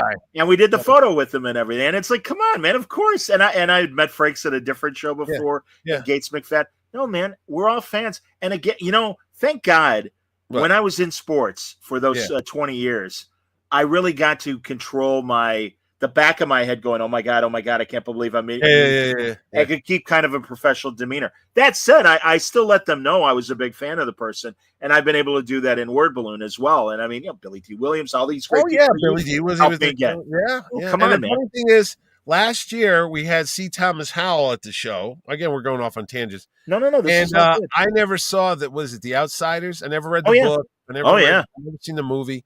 I did see The Red Dawn and a couple other Wolverines. So exactly, and he's there, and he had that white mustache, And I said, "What's up with you? You look like a cowboy." He goes, "Oh, I'm a good looking cowboy. I'm doing 1923 with Harrison Ford." I said, "Oh, really?" And he had to leave that Sunday to get on a plane to fly out to Montana, wherever the heck they make the Taylor Sheridan shows. Sure. And he's like, "Oh yeah." And I said, "What are you leaving for? You're supposed to be here on Monday." And he shows me the call sheet, and I'm looking at a real call sheet. I don't see this stuff, and I'm looking. I go, "Oh, your number, whatever number he is," and I go, "Who's number 1 on the call?" She goes, "Who do you think's number 1 on the call?" Who do you think's number 1? And I go, "Would it be Harrison Ford?" And they go, and there it is, Harrison Ford. Who's number 2? Would it be Helen Mirren? Who's number 3? Would it be Timothy Dalton? And it's just insane that this guy's job is to go to work with the people that you and I would line up and shell out money to go see James Bond, Indiana Jones, Star Wars, and all that. And he's like, that's his day at the office, Sure. And so now when I'm watching 1923 with my wife, I'm hitting her going, hey, remember when he left last year? Remember when he had to get to the plane early? Sure. I was swearing at him. He had to go get on the horse to be on this episode. He's literally, this is the day after he's talking to me, and he's right. She goes, okay, is this his job? I'm like, it doesn't seem weird to you that, like Anthony Michael Hall's telling me I got to go to Canada to film season 3 of Reacher. And there we are watching Reacher. And I'm like, hey, he was talking to me the day before this. And now he's up there doing this thing. And she goes, yeah. I go, to me, I'm amazed by that. I don't know why. John Wesley Shipp doing all those Lifetime movies and Hallmark. Yeah, and he'll be back at Terrificon. Yay! I love that guy. Oh man, come on. I'm always like amazed about Hollywood. Yeah. I'm not that jaded. As much as we bitch and moan about the studios and the way things work and everything. The actors. It's never even magic. Yeah, other than Renee Zegler, who kind of cut her own throat, it's never the actor's fault that they make bad stuff. No. Come on. Absolutely. Nobody goes to work and says, I'm going to make a shitty movie. I remember somebody saying that years ago. Spielberg's like, you don't know if it's going to work. Of course. Or you don't know if it's going to bomb. You don't know. Day to day, you think it's going to work. You hope it's going to work. But until it's all put together, you really don't know. And then you sit there and then the music comes in and the effects and the magic. And then you're like, oh, my God, I made the greatest movie ever made. The great William Friedkin director, French Connection, Live and Die in L.A., all that stuff. He always was on record saying for a movie to work, 1,000 things need to go right. Yeah. And he was absolutely right. The stars need to be in alignment perfectly. And that's right. Sometimes it's the competition you're against. In fact, I am almost done with, this guy because he's a big comedy writer. He wrote the Oscars and was on Hollywood Squares. Bruce Valanche. Yes. The big heavy set guy with the mushroom hair and everything. Yes, I do. He made, and I didn't know this, he's in, and here's an old movie from our past, The Ice Pirates with Robert Urich. Oh my God, Robert Urich and Denise Crosby. Not Denise Crosby, the other Crosby that shot JR. Oh yeah, that's right. Yeah. Damn it, I'm come on, Mary Crosby shot J.R. Ewing. Also on a great second season episode of Star Trek Deep Space Nine as a Cardassian. The kind of a Casablanca thing where she's an old lover of Quark's. Now, fantastic episode. That's Denise Crosby's older sister. No, they're all right. Let me do the math. Because there were 2 sets of Crosby children.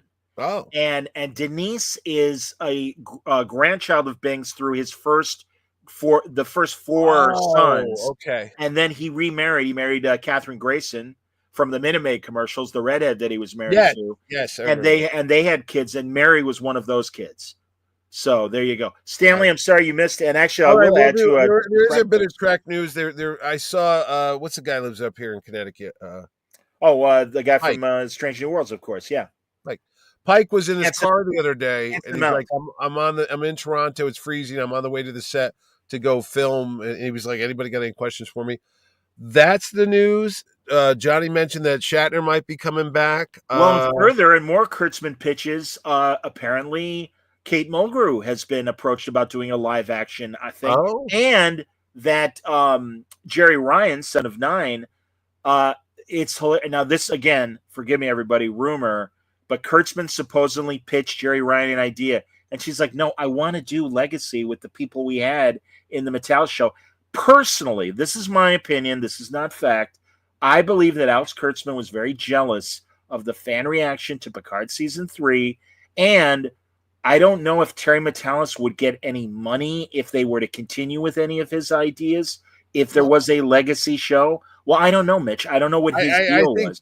Did he come up with some of the characters? Well, that's what I'm saying. Yeah, and that's because back in the day when it was still Next Generation, that character Nick Locarno from the Wesley episode, The First Duty, and now I'm blanking on what Tom Paris's the actor's name was. Oh, that's Pat McNeil.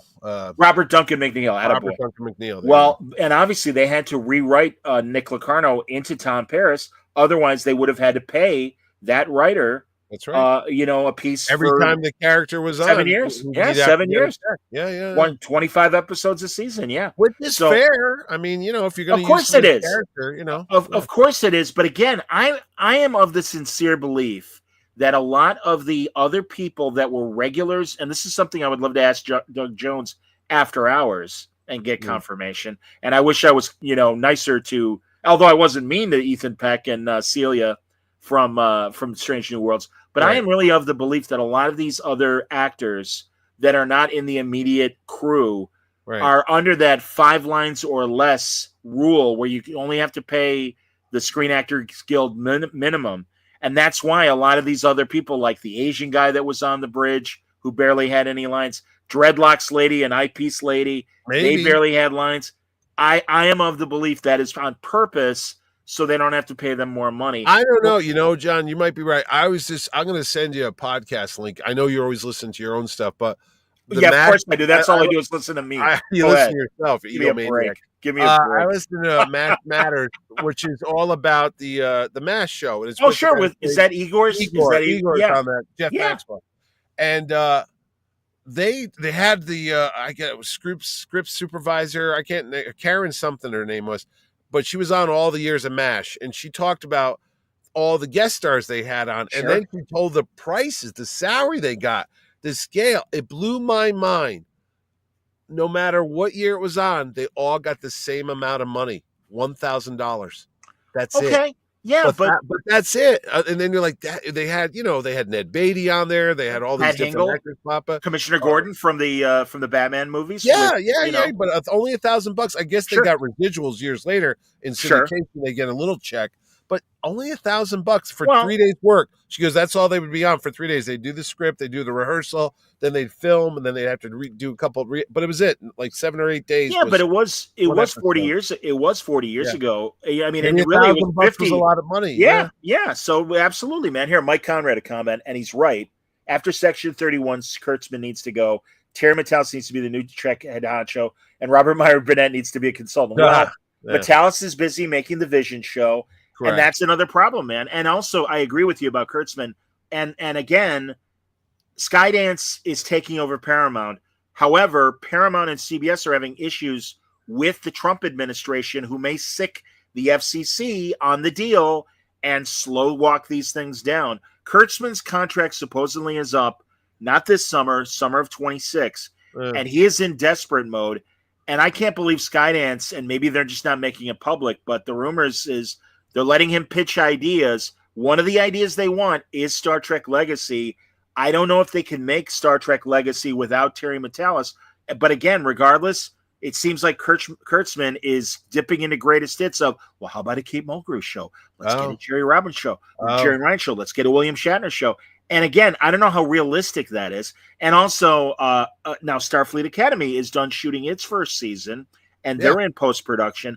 But we'll see what happens. We'll see. And B Thing says, by the way, he wouldn't mind $1,000 for 3 days work. Yeah, man. But again, it's TV and movies rather than right. Yeah, because you got to think about that $1,000, buddy.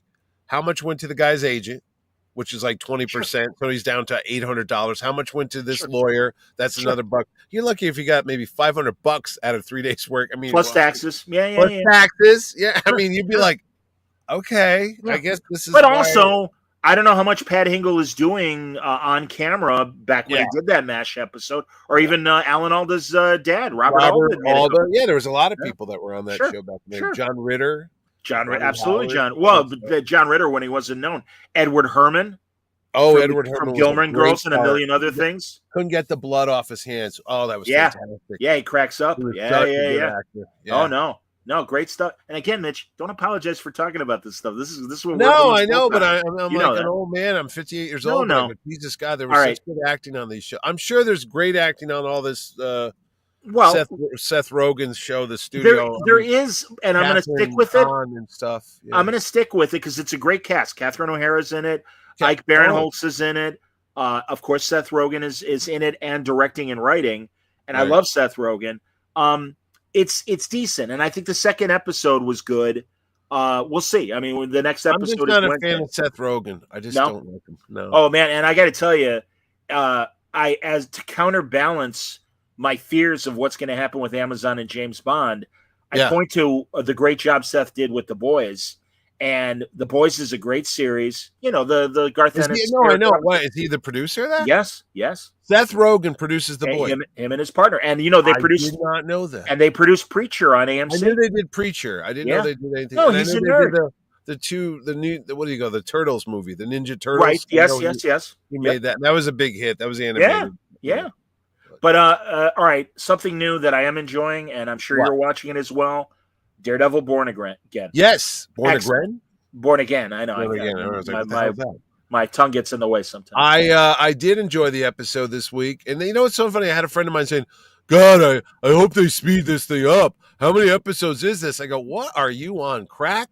We grew up, like I said, with the Hulk and all that. I'm loving every second of this show. I mean, there's only 18. They're going to be gone before you know it. Then you're going to go.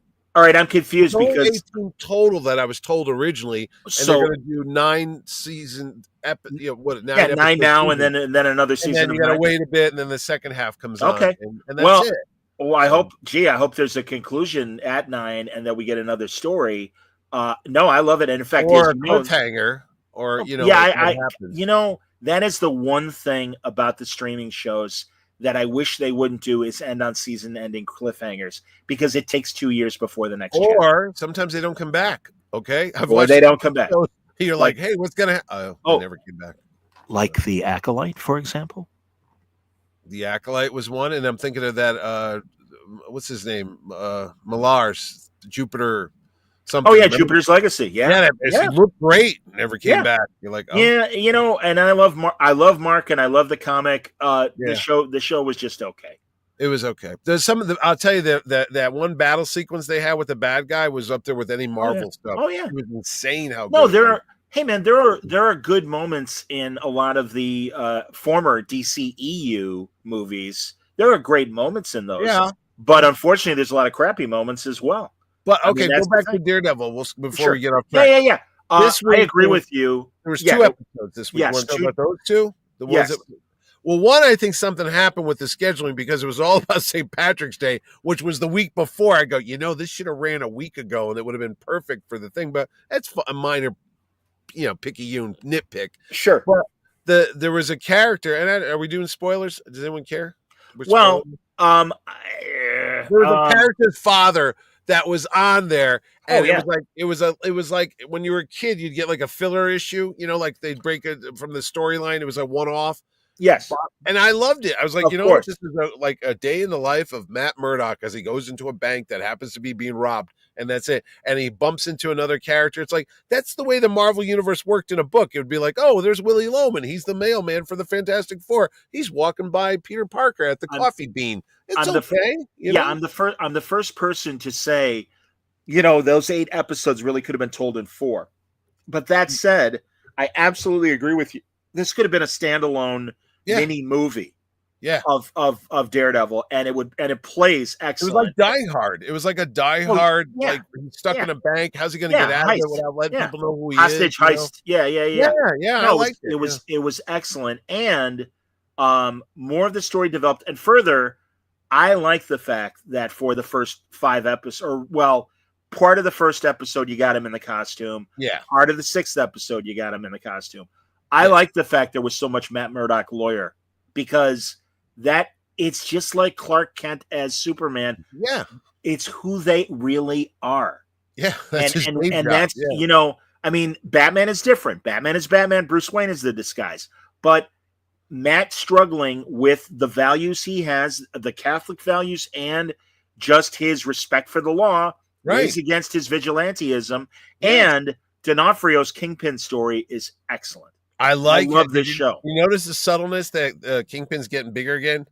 He's getting fatter. He's getting heavier. He goes to put on the jacket and it rips up because he's starting. Because when it started, I was like, wow, Vinny D'Onofrio lost a lot of weight.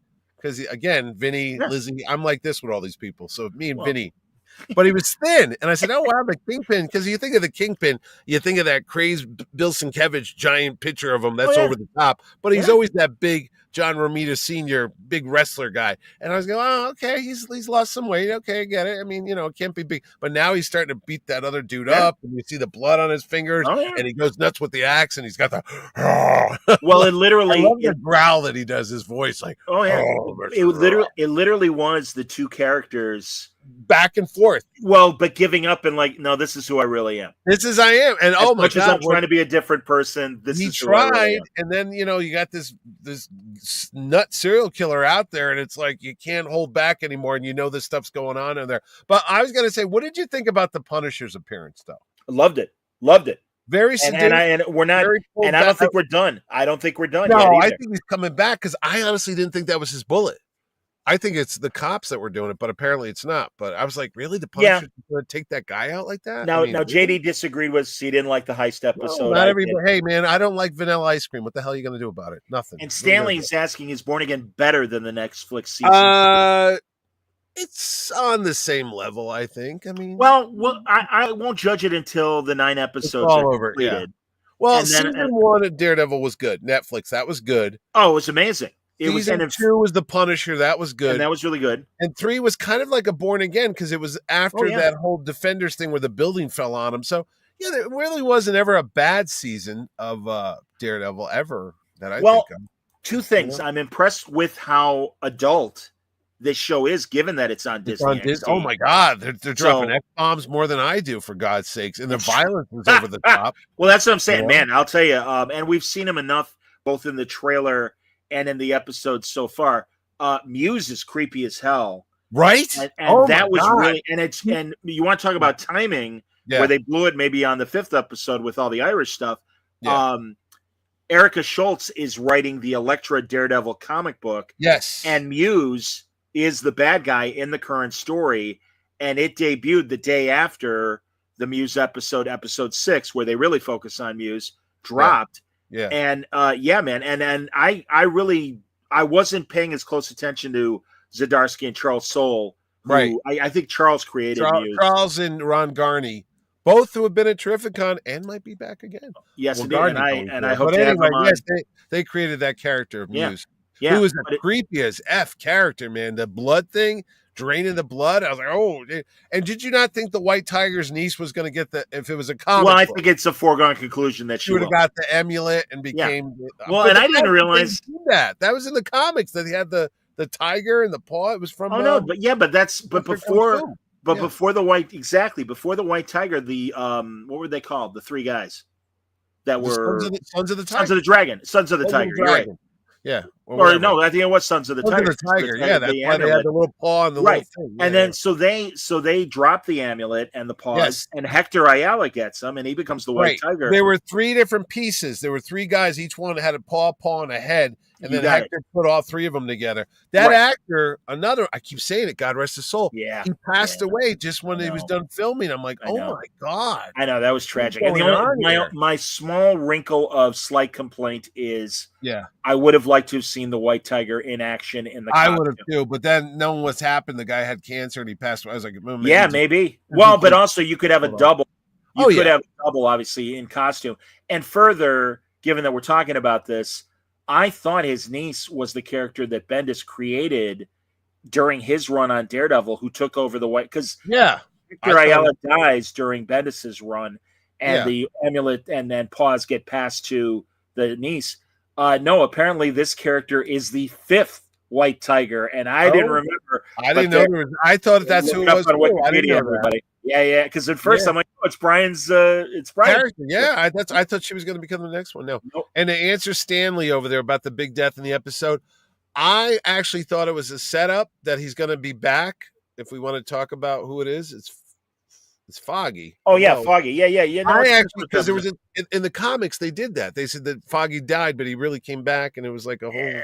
I don't think he's this time because he heard the heartbeat go boom, boom. Yeah, boom. I think there's a better, and certainly in the more recent episodes, it's been a year since Foggy passed. Yeah, and I don't see it happening. Also, I wonder if Karen Page is going to come back, and I kind of don't think she's going to come back. No, of course, the internet we live in already ruined it. They're already filming it over here in New York, and they have her on the set, and she's wearing like a red wig.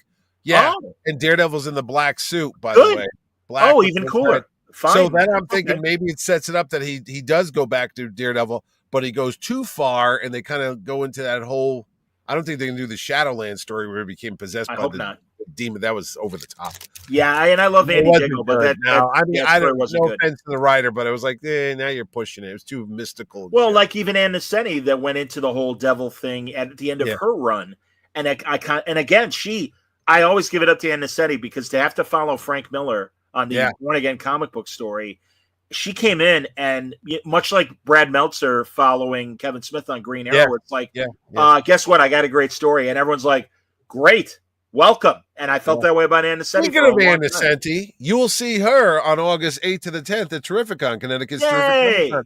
Oh man, I'm gonna have to. And the artist on that, Mr. John Romita Jr., will also be a terrific. Johnny's coming back! Yay! Johnny Romita Jr. I love Johnny. The home of comic book creators is at the Mohegan Sun every August. Looking forward to it, kids. Come on. I got to make $1,000 a day. You know, I got to make my money. I pay my taxes, man. I understand. Well, I got a laundry list of some of the celebrities you mentioned that I'm going to be like. And again, I don't have to do all their panels. I do want them on the show before the show. You know that. So I got two other people coming that you mentioned. Entourage, the young lady that played. What was this? Was she Lana Lang? Yeah, Lana Lang too from Superman. Lana Lang. Well, she's on Superman and Lois, and yeah, Emmanuel. Who's going to be there? Tyler Hoechlin and Bitsy Tulloch. Oh, that's great. Lois and Clark. Lois, and making his third appearance, my buddy from Lakewood, New Jersey. You know him, you love him, as the guy that was in Band of Brothers and The Walking Dead. The redneck Lex Luthor, Mike Cutlitz, is coming back. Man, I got to tell you, his portrayal of Lex Luthor was amazingly great. He was a badass, man. Well, that's the thing, man. And it's like, it's the best alternate take on Luthor. Yeah. I can't think of anyone else. No, none of that mustache twirling or Gene Hackman is great. Is Gene? No, that's great. Yeah. That stands on its own. Thing. Yeah, but it was a different time, and it was they were leaning more towards the. No, this is more of a physical. Well, that's what I'm saying. He's not the science genius. He's a badass, and man. And again, it's on Max if you haven't seen it, everybody. That fourth season, the red the light. Yes. Oh my God. Yeah. When he took his powers away. Luther's got the red sun street lamps, and he and Clark have a fist fight, and it is epic. It is. It's what you wanted. Fantastic. Oh, so good. I'll tell you what. There was that one scene. Even my wife she doesn't watch these superhero shows because she watches other shows that don't have superheroes. But when he's in the diner. And if you saw Superman and Lois, you know what I'm saying. And the fella comes in with the gun, and he says, "I got to show everybody." And he pulls the trigger. Yeah, I want to show everybody your Superman. The bullet coming in slow motion, and Clark is just looking like, "Oh, what am I going to do?" Everyone's going to see it. And then by the time that bullet gets there, he's in the full Superman outfit. One of the best effing Superman scenes you'll ever see because it's like, this is it, man. I'm Superman. What are you going to do? And everyone's just like. No, I mean literally the minute that Tyler Hoechlin showed up on Supergirl, he was that's good. Superman, everybody. Yeah, and he was a great. You know what? He was a great Clark Kent too. Well, that's the key. Yeah. Just like Christopher Reeve, that's the key. Just like George Reeves, that's the key. You gotta have both sides, man. I went back the other night and watched Superman Returns because I hadn't seen it in a long time. Sure. It's okay. Oh no, I don't blame. They're okay, but it's not. It's not Brandon Routh's fault. Again, it's not. It's the writing. It's too bloated. It's too because your friend was the script guy, or he was going to be on that one. No. Gabe. Well, Gabe was. He is the storyboard artist of it. He did the whole sequence, which is one of the best sequences ever, with the whole shuttle thing and the plane coming down and the thing. That's amazing. That's Superman. Yes. That whole sequence is unbelievable. And Brian Singer came to him and said, "I don't know what to do here. I need Clark. I need Superman to do something." Super. And he did. He did a super job right there. But oh my God, when the plane or when the shuttle lands in the baseball stadium and he I get chills. I still get chills. Great. It's a great scene, and then the music kicks in, the John Williams music. When he opens the door, it's like dun dun dun dun dun dun, and you see the crowd screaming, "Oh, I got goosebumps, bitch! Look at that shit." You know that shit. In Smallville, and I've talked to Loeb about this and got it confirmed. It happened in the second season where Clark's mom, Martha, is being held hostage with Lionel Luthor in the LexCorp building. Pardon me? Annette O'Toole. Yes. They're being held hostage in the LexCorp building, and Clark and Jonathan are on the ground. And it's like, we got to get, and Clark's like, I got to get to the LexCorp building.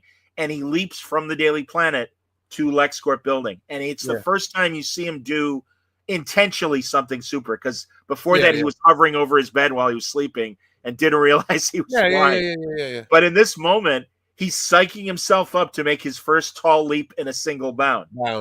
And they kick in the John Williams music and originally. Did they really? On the TV show. But for syndication and for streaming and for DVDs, they had to replace the music. I did not know they had the music in that. And seriously, man, I'm watching that and I went, "Oh my God, it's happening!" And it just like in the Christopher Reeve episode where he's Dr. Swan, and he teaches them about Krypton, and they have kind of Kryptonian John Williams music. Go do do do do. Oh, do they really? Oh yeah, and it's like wow.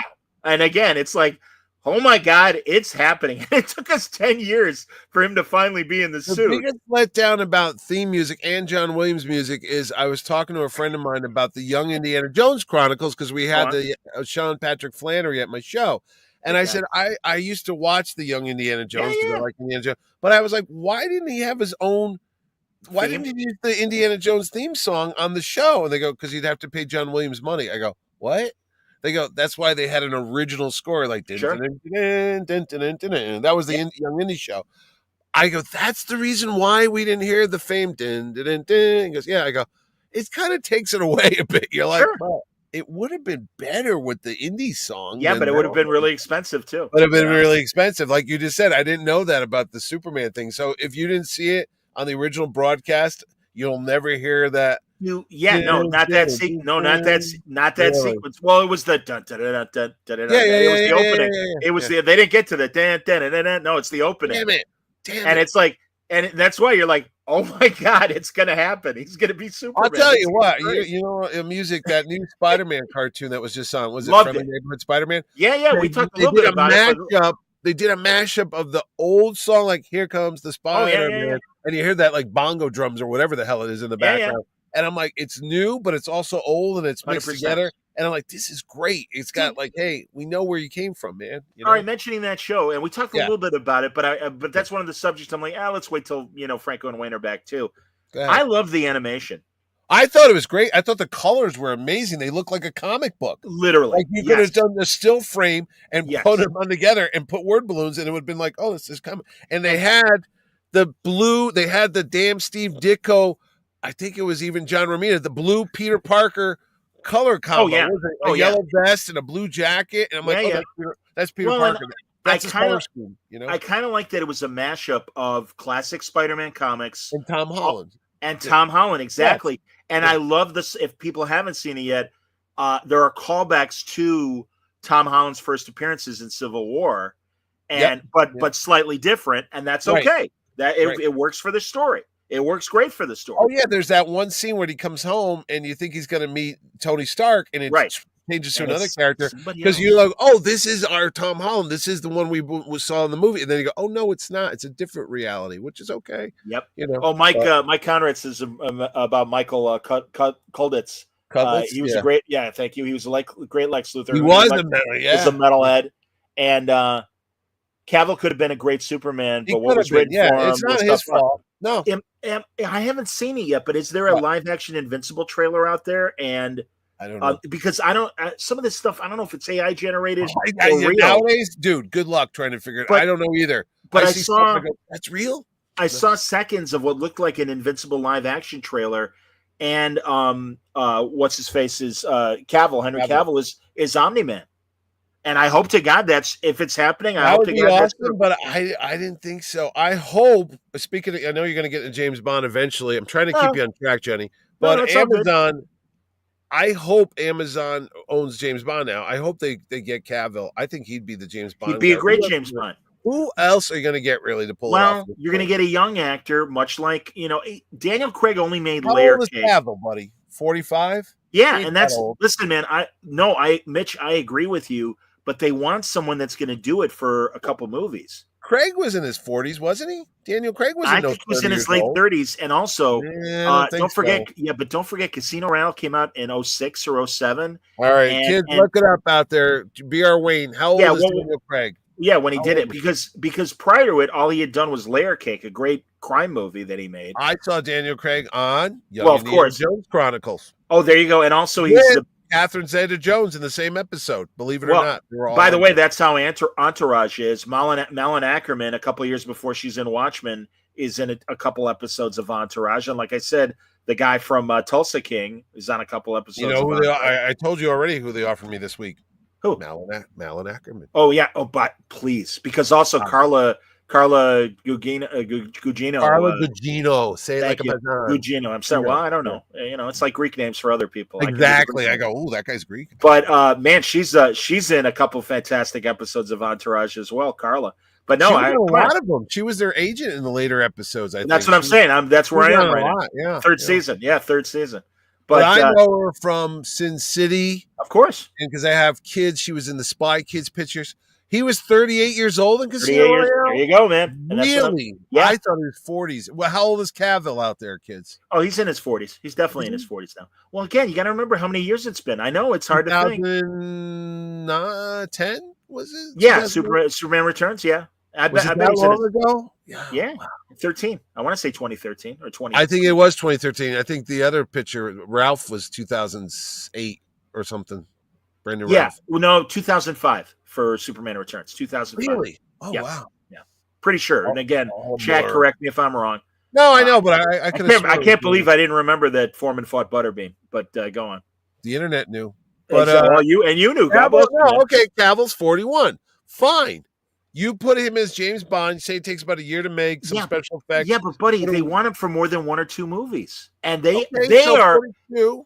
Listen, as I've said a million times, when Timothy Dalton played the parody of Bond in the Looney Tunes Back in Action movie, where he was Brendan Fraser's father, that's when he looked like James Bond, and that was a good 10 or 15 years after his couple movies back when he was James Bond. I have no problem with a middle-aged James Bond. And let's be honest, 40s is middle age. Sorry, kids, it is.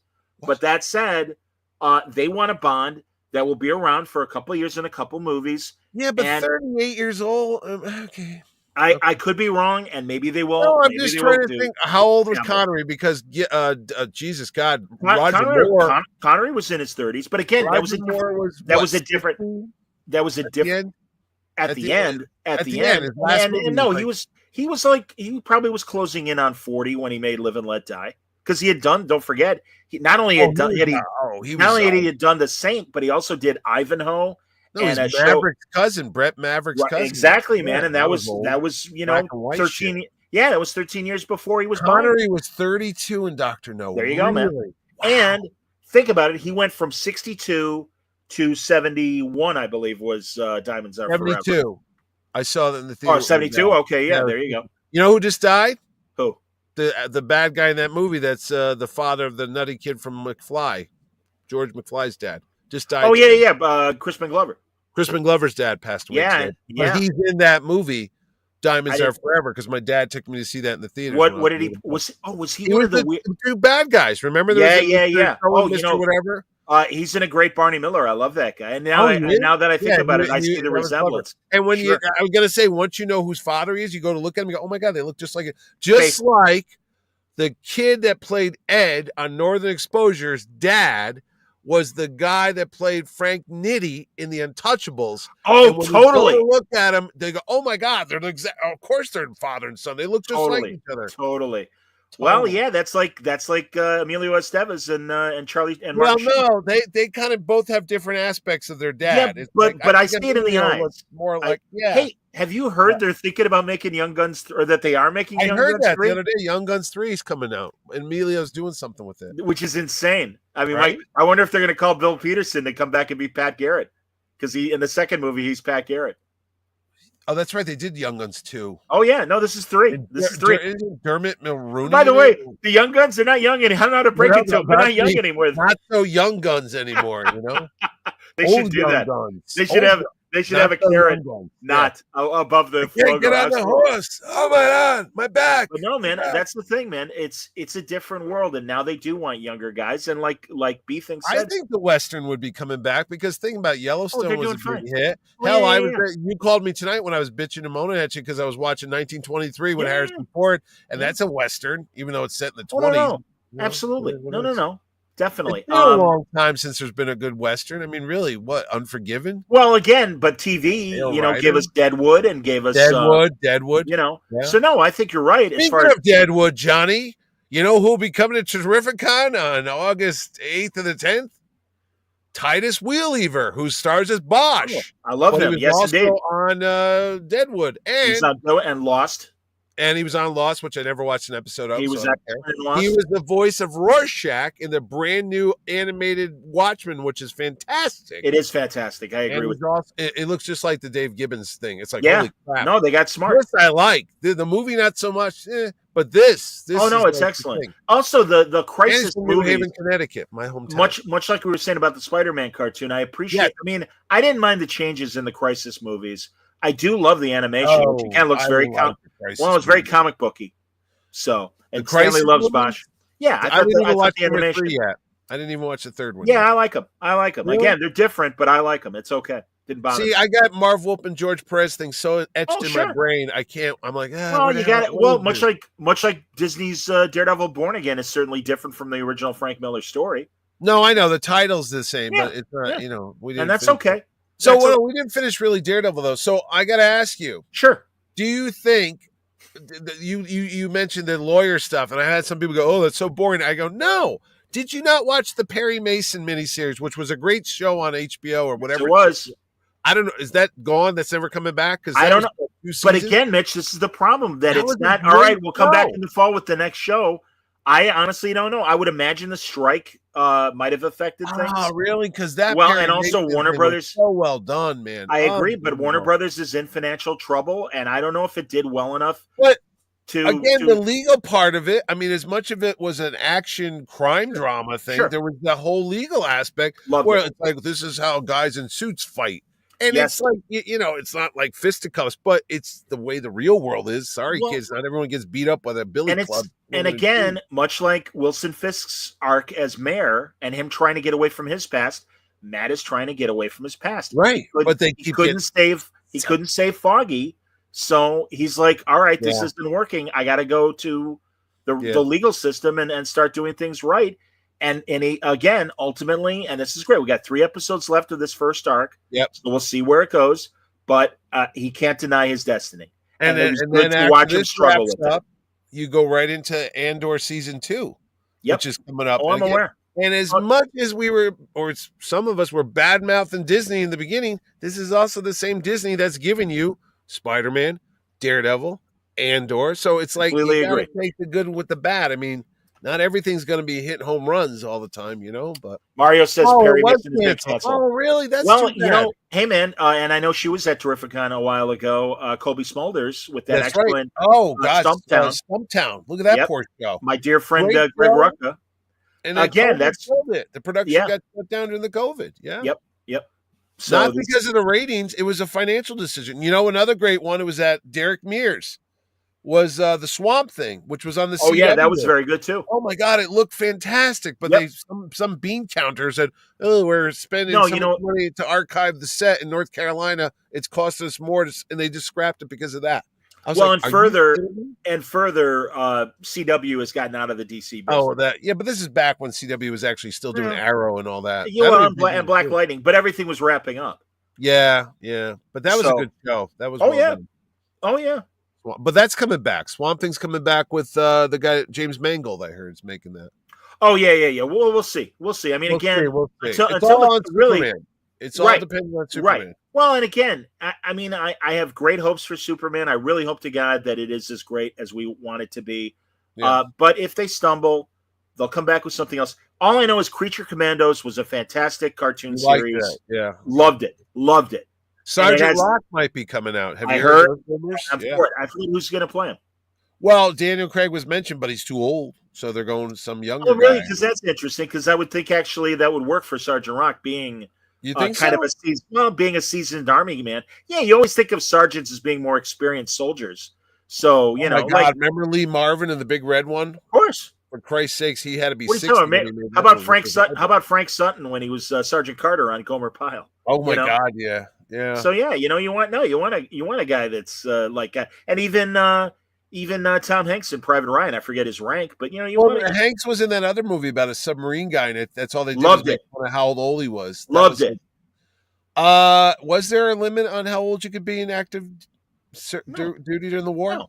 They didn't have limitations on that. No, and in fact, you had career Army guys too. No, but I'm saying field guys. Like you don't want a guy 50 years old. Yeah, but you could easily have a non-commissioned person that isn't an officer, but certainly knows his job. I mean, Colonel that's Potter. Hey, Chief O'Brien. Horse hockey.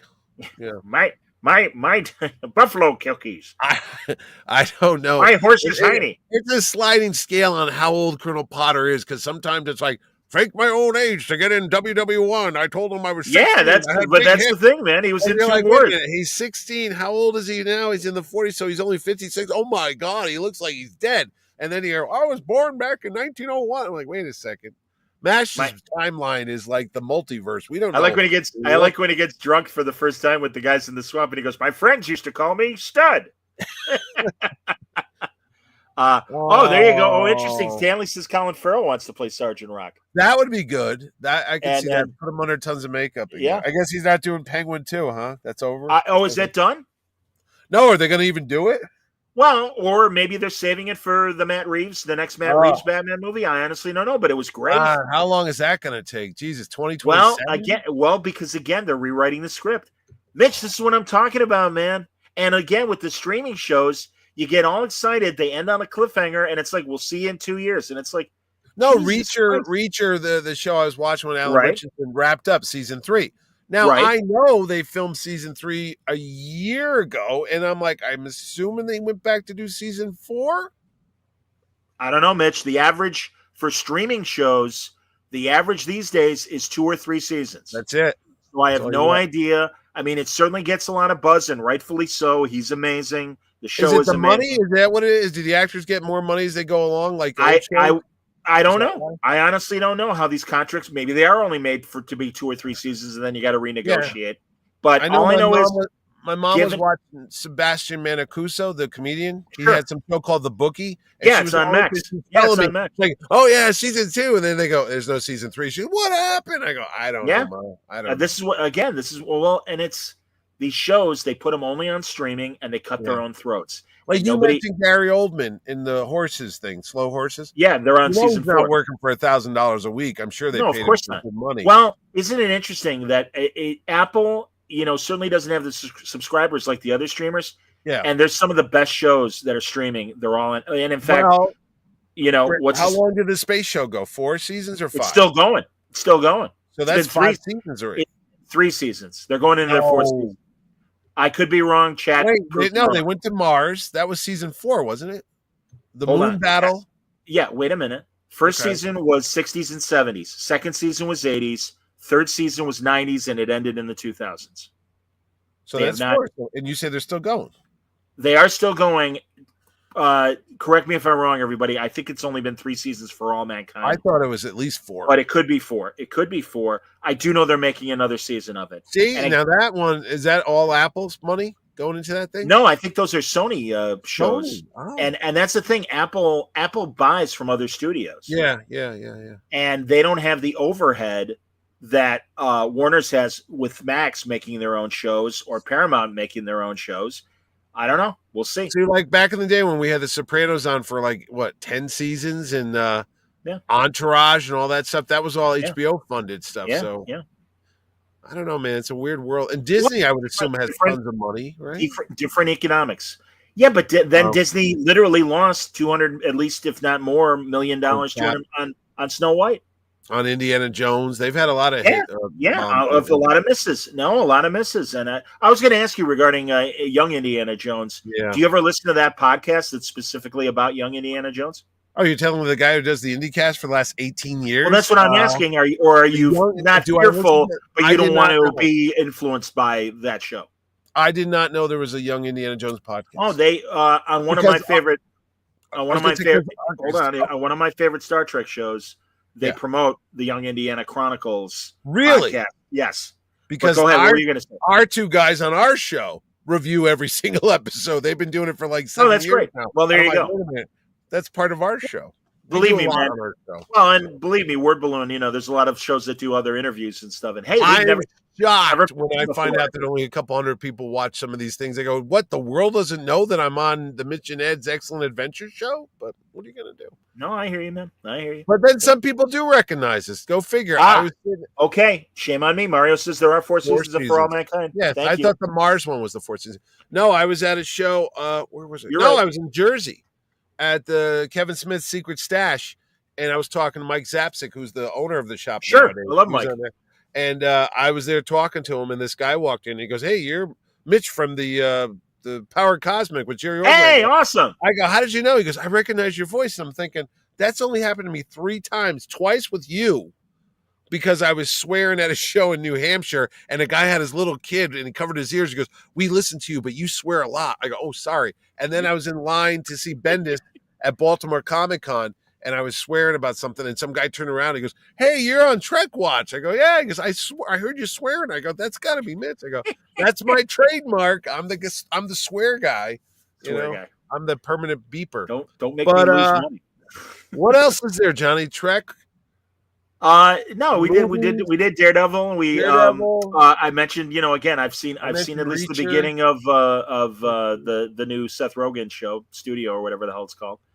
And again, talk about the chairs, the Marvel. well, and again, like you said, Andor's coming up after Daredevil wraps up, and there's a lot of other streamers that are coming back, and we barely have talked about Invincible, and that wrapped up its season, that wrapped up. There was which another was excellent. Oh, the Watchmen thing I said is great. If you Watchmen's haven't great. watched it. Yep. I don't know if Chapter 2 is on Max yet or not. I saw it on one of them. It had to Chapter be 2, the second part. Yeah, like 2 or 3 weeks ago. Maybe. Okay, good. Ago. All right. Yeah. Well, again, there's, as we said, and it's not short. It's like 3 hours. So good. Good. Well, again, that's why I like the Crisis movies. I'm like, good. Give me a long story. That's okay. And I'm impressed that they're doing that in animation. How about comics? Have you been reading any books? I know you talk to everybody. Again, I caught up on Erica Schultz's excellent runs, not only on Elektra Daredevil, but Wolverine X-23, Laura's story, and Bucky's in a current arc, and it's a fantastic story.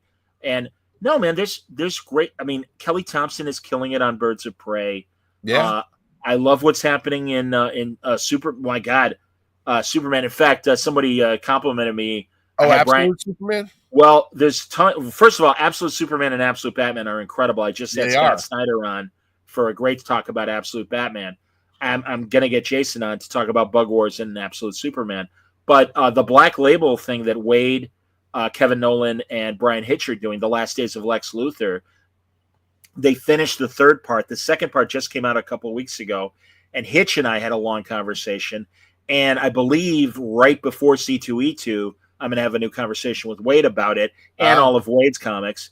No, both companies are putting out Absolute Martian Manhunter. Unbelievable. I picked that up this weekend. And Dennis Jeremy Camp. Adams, who just did the Absolute Flash, is going to be a terrific. No. Lemire did Absolute Flash. Jeremy did something with the Flash. I just picked it up. Yeah, he did, and also the Green Lantern series. He's doing the great stuff on the Green Lantern stuff. Yeah. And no, Jeremy's amazing. Marvel's about to unleash Imperial. Is it? This is their new galactic big crossover story. Oh, yes, that's right. By Jonathan Hickman, who will be at Terrificon August 8th to the 10th. I haven't announced it. Oh, good. Then he can't hide from me anymore. Just announced it right here. He only does one show a year, and John has been. Listen, John and I go back to his first comic in the comics, The Nightly News. Great image. Really? Oh, yeah. We've been friends a long time. And after he went Substack Comics, after he went Substack Comics, he's really just been focusing on doing podcasts through his Substack.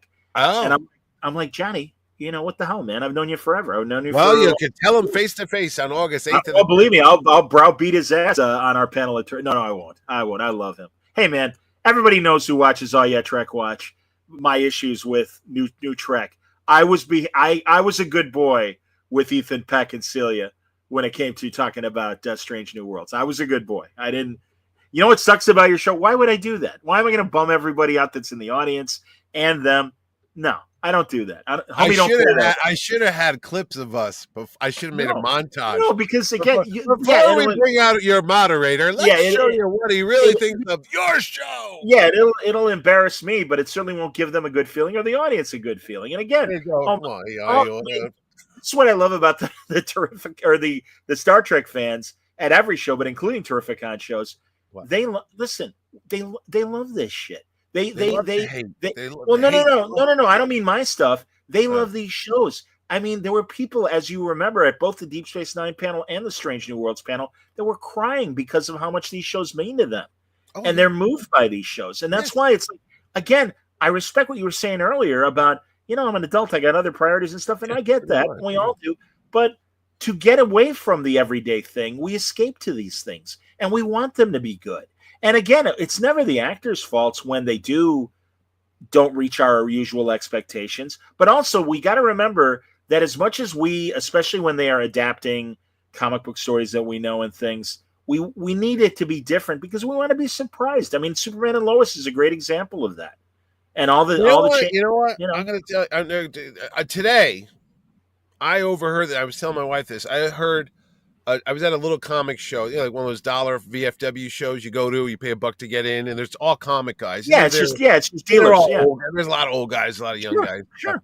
But I heard these 2 dealers in the corner, and I'm going through a long box, believe it or not, looking for books. Of course. And I'm listening to their conversation, and the guy goes, these kids nowadays, they don't know how to talk. They have their heads down. They have no communication skills whatsoever. They're all introverted. They all stay home. They don't leave their house. And he was just ragging on people all together. He's like, all they do is sit there and they read their books and they watch their TVs. And I'm like thinking to myself, who the hell is this guy? Because look, the guy standing in front of him who runs Terrificon, Connecticut's Terrific Comic Con, I didn't go to my friggin' senior or junior prom. I can't remember. You know what I was doing on that Saturday night? Loser. I was watching Doctor Who, the giant robot episode with Liz Sladen as Sarah Jane when she got picked up by there was a guy in a stupid suit with a little doll, like a Barbie doll. I was watching that. Did you go to your prom? I didn't go to my prom. I was hanging up posters in my room with my little black and white 8-inch TV set playing Doctor Who on the public TV local on Saturday night. And I had my Christopher Reeve Superman poster in my room. I was just that guy. And you know what I did? If it wasn't for comic books that are stacked everywhere in this room and all over, honestly, that saved my life. And I tell people that all the time. I mean, TV, movies, Star Wars, Raiders of the Lost Ark, Spider-Man, all that stuff. Because look, man, we didn't have the internet. I mean, kids actually are more fortunate today that they can text to people and actually talk to somebody at the other end. Because how many go, man? I mean, I was at my house in my own little world. Yeah. Well, how many kids your age that were in your school were also big nerds, Doctor Who fans? There was a couple of us because at the end, it wasn't proud to be a nerd. There was no Big Bang Theory. You got it. And I don't want to hurt anyone's feelings, but I'm sorry. Back in the early days, you got your ass kicked. Yeah, we were ostracized. A locker. You got a swirly in the toilet if you were a loser. I never read comic books. I never got that. But I didn't get a swirly either. But it did. There were these. No, there are definitely like or Dungeons and Dragon nerds that they were. Dungeons and Dragon nerds. I was an art guy because I could draw. I was that guy. So you can't deny it. That I'm sorry, this has always been part of the culture. That's what we got into. The Hobbit reading. I read all the James Bond novels in the summer. I read all the Hobbit books because we did that stuff. We weren't the cool kids. I'm sorry. But again, the good thing, and again, now I'm here talking to you. Yeah, but also, and then listen, hey, and I benefit from the current status quo, and that's why I do Word Balloon, and I'm glad I do it, and I love the fans that are into it. But everyone that's older like us were nodding as you were saying that. Like, yeah, that was my experience as well. That we weren't the cool kids. But as I tell my friends who are in our age group, it's like the nerds won. I don't know how to break it to you, but the nerds won. The meek inherited the earth. It's like exactly, literally. The nerds will take over the pop culture. The geeks will inherit the earth. It's true. No, but I was just listening to this guy go on about making fun of like, oh, these kids got I'm like, jerk. Everybody in this room is not king of the popular club. Look around you, man. Why are you putting down your customer? You know, a bartender doesn't call his customers drunks and alcoholics. He says, "You want another one?" A guy in a comic shop hey, loser, you're going home. I'm like, and further, that guy thinking, and further, it's great that we do have social media and you can meet other fans that and this goes back to the chat rooms when Netscape and everything started in the 90s. Back, CompuServe. And that was like the early form of before the. What we have now. Well, it was the internet, but it was You got to. You knew you weren't alone. Right. It's like when they search for intelligent life in the universe, they're like, we don't hear any signals coming from Alpha Centauri. I'm like, that's how it felt back in the 70s and 80s. Yes. You were in your room and you literally, that was your world. And you said, there's nobody out there like me. I'm it. And if you found out there was a couple, and then when you found out there was more and more, and you go to a convention like a Star Trek convention, and you see there's a couple hundred people that are all believing in the Vulcans and all that, suddenly it's not so bad. It's actually cool, and you could have heated conversations like we're doing here tonight about that is not what the Rigelians meant when they said you can't break the Prime Directive, and we're in tears about it. But I'm like, you're a sports guy just as much as you're going to talk about the Cubs, and Ryan Sandberg was not the greatest player in the 1990s. Well, when I worked, it's that passion, buddy. My second sports radio job, there was an engineer who was really into Frank Zappa. And I would come and I was working 4 to midnight. So I would go to the comic store because my immediate supervisor was also a comic book fan. He had a cable PVC on his desk. Nice. And I'm like, oh, that's an X-Men. He's like, oh, you're into comics. So yeah, me too. So he's like, do me a favor. When you buy your new books, bring them in because I want to see what you bought that week. I'm like, great. My buddy Dave Olson. So this engineer is like, oh, you into your little comics and stuff. Now, at this point, I was in my early 40s. And I'm like, I don't know. And the good news was, it's not high school anymore. And I'm how old was the other guy? Like maybe early 30s or mid 30s, not that much younger. But I got in his face. I'm like, I don't know about you, but I'm very comfortable with who I am. I'm really sorry you're so insecure that you have to like try to make fun of me. I go, how about your strange, intense fascination with Frank Zappa? And he's like, well, that's different because that's music. I'm like, and I'm like, well, I don't know how to break it to you, but the stuff on these pages, that's art. Yes. And I'm like, I don't really care if you think this is nerdy. I'm still going to come in. I'm going to still bring this in.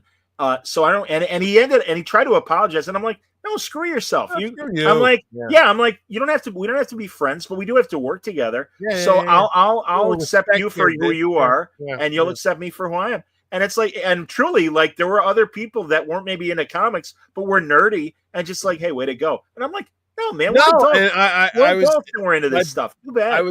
I was at that show today, and I bumped it. I'm on the radio on another show. I'm on a lot of radio, but you are. I don't swear in the college radio. That's WESU. Oh, that's great that you do the college station. They have a big thing there from the FTC. It's the nerds. No. It's got don't the mess rules with them. about cursing and it hangs right there. So I don't swear in that one. Good, but the guy just came back from a show called GaryCon, which is a convention out in the Midwest in Indiana, I think. Oh, Gary, Indiana, sure. And who was there? But Vince Vaughn was there, and Joe Manganiello, and a bunch of other guys, and a big sports guy he mentioned, and then this guitar guy I know, Tony Morello. Oh yeah, sure. Springsteen. Of course. I go, what was he doing there? They go, they were playing Dungeons and Dragons. I go, wait, Vince Vaughn, from Swingers is playing Dungeons and Dragons. He's totally into it, and I go, are you serious? And they're like fanatical, not just a passing glancing, but they're like rolling their 30-sided dice and they're hanging out and they're loving every minute of it. And I go, but do people bother him like he's Vince Vaughn? They go there a little bit, but most of them just kind of leave him alone because he's just playing the game like all the others. He's one of us. I'm like, it's kind of mind blowing. But like you said, you go, hey, Zappa guy, Vince Vaughn, he was great in Swingers. Oh, he's the funniest thing in the world. Hey, buddy. He plays Dungeons & Dragons. He does? Well, but even further, I go back. Now, when I was in college, I was buying Watchmen and Dark Knight and that stuff. Yeah, so was I. And now I come back, and now I am one of the cool adults because, like, Marvel people? Yes, I do. Really?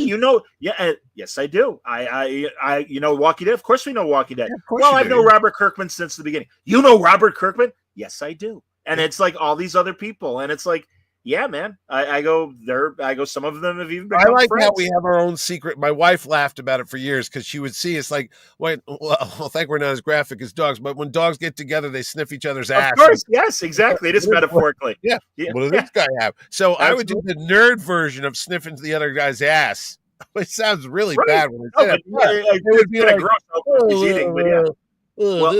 That's a Class M planet. I always and you're like, I always quote Star Trek thing. I always quote Milo Ventimiglia, who of course was in Heroes, but in Rocky Balboa, the 6th Rocky movie, before the final round, he's in his dad's corner. He goes, "Everybody thought this was a joke. Nobody's laughing anymore." And I tell my friends that all the time when it comes to nerd subjects. It's like, I don't know how to break it to you. But the $1 billion movies, it's all nerd stuff, man. I know. As I'm sitting there, I'm surrounded. That was the That's the Scorpion. Look at that. With that flexible that Spider-Man Scorpion?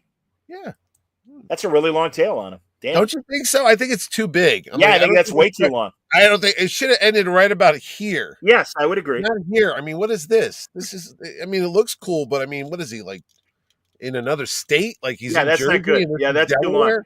I forget his hell? name. Mac something is his secret identity. Gorgon.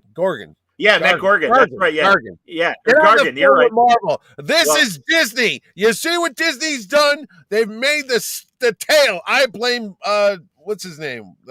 Kevin Feige for this screw up. This is why we can't have nice things. I guess you're supposed to coil it. It's one of my favorite moments in Superior Spider-Man. Yes. When Dan was writing it, when Slott was writing it, when Doc Ock was Spider-Man and he shattered the Scorpion's jaw. And Doc Ock inside Spider-Man's body is like, oh my God, this guy was holding back all these years. I know. And it's like, it's moments like that, and also, and especially given that we were talking about Wilson Fisk earlier. Yes. During Civil War, when they revealed Spider-Man's identity, and the Kingpin hired guys to take out Aunt May and Mary Jane. Yes. And Peter Parker went to the jail looking for Fisk and beat the hell out of him. And basically told everybody in the cafeteria, if you come after my family, this will happen to you. Yeah, and it's when Spider-Man loses control and really is at full strength and full anger. It's like, I don't know how to tell you that, but this twerpy little guy, he will kick your ass. If you I always love the best. We talk about pulling punches. Everybody knows it. Superman, Spider-Man. When Spider-Man gets zapped by Lex Luthor's rays and he gets superpowers and he's fighting with Superman, and then Superman goes to punch Spider-Man and the fist is coming at him, and then he realizes that he's got to take his head off and he pulls the punch, but the force is like I think it was described by Jerry Conn as a hurricane blast, and it sends Spider-Man flying across the roof, even though he didn't hit him. It was just the energy coming from it, and he pulled it back and he almost killed him. But I was like, shit, it's stuff like that. Oh yeah, like if Superman ever has Superman ever gone? I'll ask Ordway this. He'd know. Has he ever gone full nuts on somebody other than it burned and he killed those three? But Mongol, when he fought Mongol in that annual, I was like, did he ever unleash like F you? I'm going for it. Alan Moore and Dave Gibbons for The Man Who Has Everything, and he discovers that Mongol put that black orchid on him. Right, the black and lived that other life. And he's like, see, Superman, I got you, and he goes, burn. And he just full heat vision on him. And it's man, don't mess with these guys when they are really angry. No, I love that. And the best non-violent moment was Captain America and Batman, who in JLA Avengers, Kurt Busiek, when they're sizing each other up, and they're like, all right, you know what's going to happen if we fight each other. Let's just cut to the chase and figure out what the hell's going on. And I love that. That was it. And I know people are like, oh, man, I wanted to see him fight. I'm like, no, man, these guys are good guys and they're smart. Yeah. Well, that was the traditional comment whenever they would meet. It's like, oh, we've got to fight first. And you're like, that's Marvel. That's classic Marvel, man. Thing and all that jazz. Sure. Daredevil. Daredevil and Namor. Daredevil. Back in the original run. Right. Wally Wood when he gets the red costume, I think. Right, and Namor beats the snot out of him, and like kind of Chris Evans' Captain America, he keeps getting up and trying to fight, and he's like, oh, this guy's noble. I'm not gonna. He's not gonna hit him anymore. I always thought that was nuts in the Infinity War when Thanos punches Captain America. It's like he should be squished. He should be like dead, but he got up again. Boy, what a world this is! A 58-year-old man talking to what a 60-year-old guy? To a 60-year-old man. Hey, remember when that happened? I heard the guy with the Terrificon didn't go to a senior prom. He was watching Doctor Who. I was gonna say, I'd love to talk to you more, Mitch, but I gotta watch a Doctor Who rerun right now. I know you're probably like, I'm not even. No, not at all. No, Mitch. Jesus, it's almost midnight your time. I'm so sorry. Oh, I don't care. I've got no life. I mean, but we know Mitch is once again he's very heavily preparing for Terrificon, only a few months away. I am. So comic book dealers are your Hush You, I picked it up this week. I liked it. I liked it. Good start. I did. Jeff Loeb's coming on Word Balloon in the next couple of weeks. Tell him I said hi. He's not coming to Terrificon. I don't know why. So I'm very excited for it, and I like World Under Doom. That's as Marvel do I. Thing. Great That's series. A good idea. It's not what I thought it was going to be, but again, I'm telling my wife, I had 2 kids with this guy, and I'm telling her, oh my God, Dr. Doom took over the world, and there's such like good writing in it. It's like a little. They're there's commenting about other things where they're saying this guy's changing the rules, he's changing laws, he's doing this and that. Can you believe? And I'm telling her this subtle, what's the word I'm looking for? It begins with an A. Allusions towards the real world we live in. Yeah, illusions. Yeah, illusion. And I'm like, but it's written as entertainment, of course. But you could look at it on different levels. You know what I mean? Sure. What was it on MASH? MASH, I think. Everything goes back to MASH. He said some people could read War and Peace and think it's a great adventure novel, and other people can read it for like Tolstoy, what it really, the epic of it. Yeah, the political struggle and the political struggle. It's the same thing with some of this stuff. You go, well, it's just fluff and it's minor bullshit. As you know, MASH was happening at the height of the Vietnam War, and as much as it was about the Korean War, everyone's like, yeah, we're not stupid. This is about Vietnam. Did you talk about that Stan Lee documentary coming out, buddy? Have you mentioned that? Have you talked about that? We can have more minutes to talk about that. No, and I'm sure everybody who's watching and listening is aware there's a Kickstarter campaign going on for one of the good guys that was with Stan in his final years and months, and thankfully got him away from the parasites that were literally sucking the life out. God, Mitch, I know you saw it too. He was at in Silicon Valley. He's like decrepit. He was like leaning over and like Grandpa can't sit up straight in the chair anymore. Well, it wasn't a best kept secret towards the end, because I was hearing rumors from people that knew him and knew this and talked to the guy that knew this and that, and I would hear stuff on the phone with friends of mine, not friends of mine anymore. But they would say stuff to me like, oh, and then this happened, and they did this to Stan. And I was listening, I go, oh, my God. Because you're like, forget who he is. It's just if it was any elderly man and you heard the stuff, you were like, what are you talking about? They did what to him? They're yelling what they were doing. Well, call 911. That's all I could say to the guy. I was like, the clips in the trailer where they're telling him, oh, you got to do the show. Do I have to do the show? Yeah, you have to, Stan. Yeah, because these assholes have to get paid. Forgive me, everybody. But when it was really happening, I mean, it's been 4 or 5 years since Stan's passed, God rest his soul, but I was like, Jesus, this is inhumane. And then you find out it wasn't all made up. This shit was really going on. And you're like, it's elderly abuse. It's elderly abuse. Absolutely, man. It really is. But, at the end, I mean, what justice is the man going to get? He's gone. That's the problem I have. I mean, I'm hoping we'll see. I don't know how many good months he had before he passed away, but it sounds like at least the guy, John, and I forget John's last name. Forgive me, everybody. Bojack? No, the guy who's making the movie. Bojack, yeah. Okay, yeah. That, I mean, at least he was loyal enough and was part of the group that did get him away from the sycophants, and that he was able to at least have a bit of a more normal life at the end. Yeah. I don't know. And again, I'm also seeing comments from McFarland and other pros that did see Stan in his final month and are like, thank God for John. He really came in and helped him and stuff. I tell you, because, I mean, we all grew up with Stan Lee. That's the way you want to remember the guy. The, hey, true believer, how you doing? Let's talk about comic books, And he could turn it on for a convention. Oh, a couple of years before things got, like in his 80s. Yeah. I mean, because I saw it. I wasn't able to really talk to him directly, but I'd see him at a New York con, or even Bendis, was talking to him a lot when he was doing that stuff at Boom, and with a bunch of new heroes and stuff. And he's like, I'm telling you, man, he goes, he's still sharp. He still has great ideas, whatever. And I know Cornell worked with him on some of those things. So I got, when they had this stock market, and I had stock in Marvel before it crashed in the early 90s. Yes. You would go to the stockholders meetings, and Stan would be sitting there up front in the audience, and they didn't charge it for autographs or talking to him. And I remember I brought my Origins of Marvel Comics with me to the stockholders meeting because I was a nerd. No. And Stan was there, and I met him at least 3 times there. So I met him that time. And I said, oh, I love this book. This was on the New York Times bestseller list. Let me tell you about and he wrote, to Mitch Stanley. And that's when he would engrave stuff. And I came back the second time. I was going on an interview for DC Comics that day because Marvel offered me a job, but they were only going to pay me $23,000. And I was making $40,000 here in Connecticut as an art director. And I'm like, why the F would I go take a $17,000 pay cut? And the guy was like, there's people around the block lined up. There are.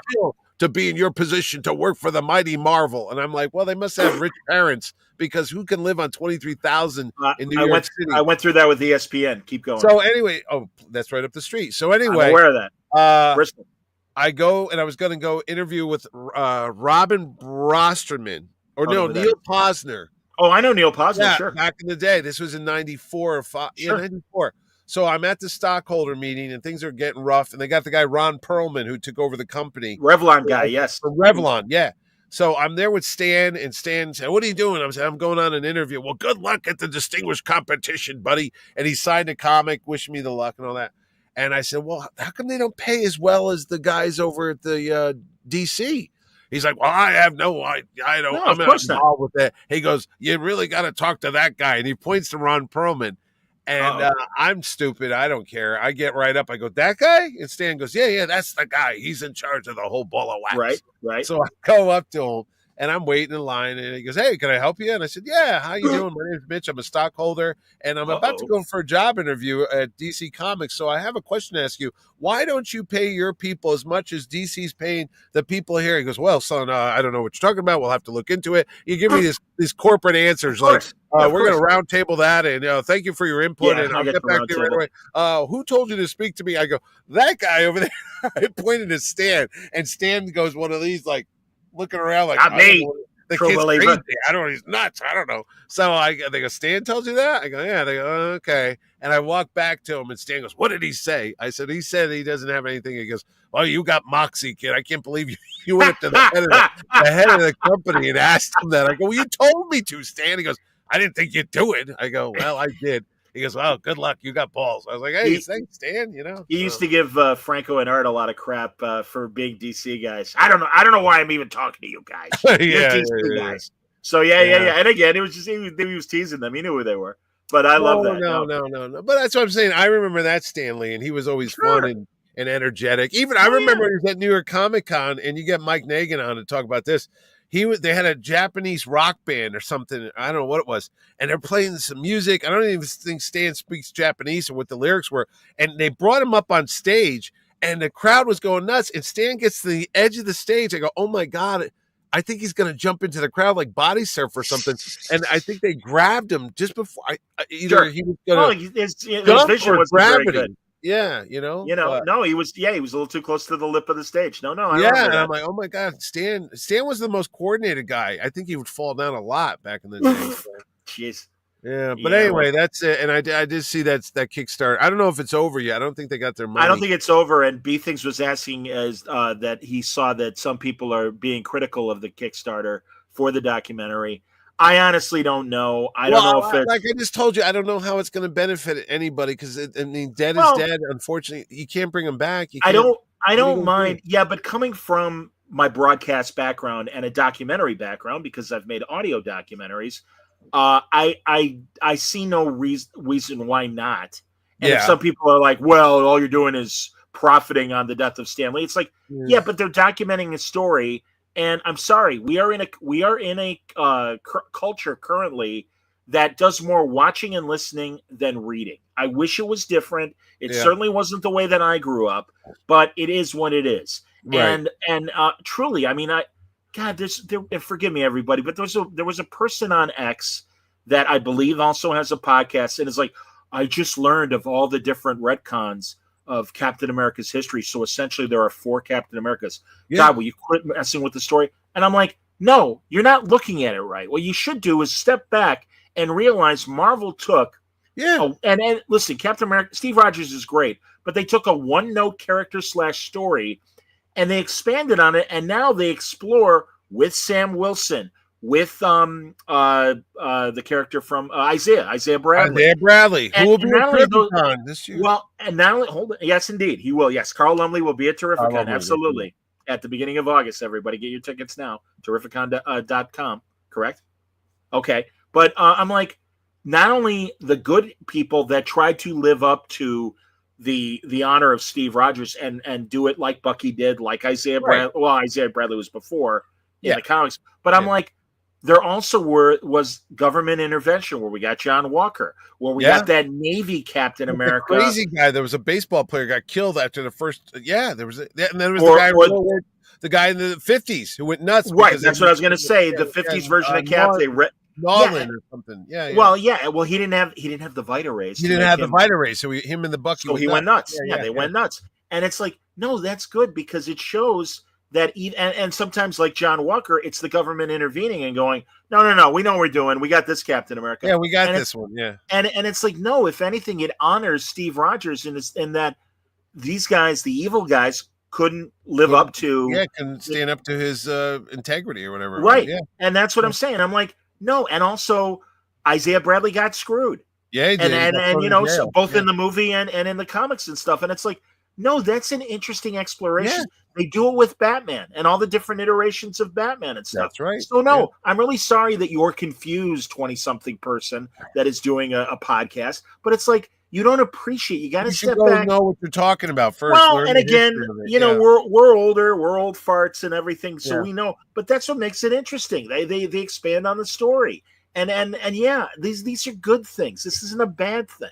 There's even one Captain America that was riding the railroads, like the champion of homeless people. I thought that was a cool idea because it reminded me of like a 30s depression type of thing. You know, people would ride the trails or the trains to get across the country during the Dust Bowl. And there's a guy out there who's defending the people that don't even have a homeless. I'm like, what the frick? What? You're going to say there's something bad about that? Oh, this guy here, he's saving people that don't have homes, that son of a bitch. What is wrong with you? What is the matter with you? Huh? One of my favorite stories that Carl Kiesel wrote about 15 years ago, explaining the timely comics that were post-World War II before the 50s revival. And it's like, well, how do you explain that Cap was still in the all-winter squad after the war? That's a different Cap. Well, right, it's the Patriot as Cap. And unlike Brave New World, sorry to harp back on the last time we all chatted, but you know, he never got the super soldier formula, and he was doing it as a regular street level hero that didn't have the super strength. And the rest, Miss America and Namor and all of them were worried about Patriot as Captain America and had to protect him more. But they had to maintain the image because they didn't want the world to know, public to know that Captain America was dead. Yeah, absolutely. And that's good. That's interesting. So I'm sorry. I couldn't help it. I had to, even though she doesn't follow me and I don't follow her, I saw that post and I'm like, I'm sorry, you're looking at it wrong. This is why it's cool. And I'm sure she was like, thank you very much for mansplaining to me what I'm getting wrong, because I love when I get that. I live in a world where I saw Alfred the Butler play Batman back in the 60s, and I'll stand over here, Commissioner, because I have a cold and I don't want you to see, even though you can see it's an old guy. But it must be skinny as shit. But anyway. You'll forgive me, but Stanley is asking before Terrificon, any Trek Watch hosts. I'm sure you're going to be there. Chicago, well, right? Franco and I will be attending C2E2. Franco will have his usual table. I only have one panel. It's the Svengoolie panel. Saturday afternoon, 5:15. I don't know the specific room, but you know, go upstairs and you'll see the schedules and everything if you are going to C2E2.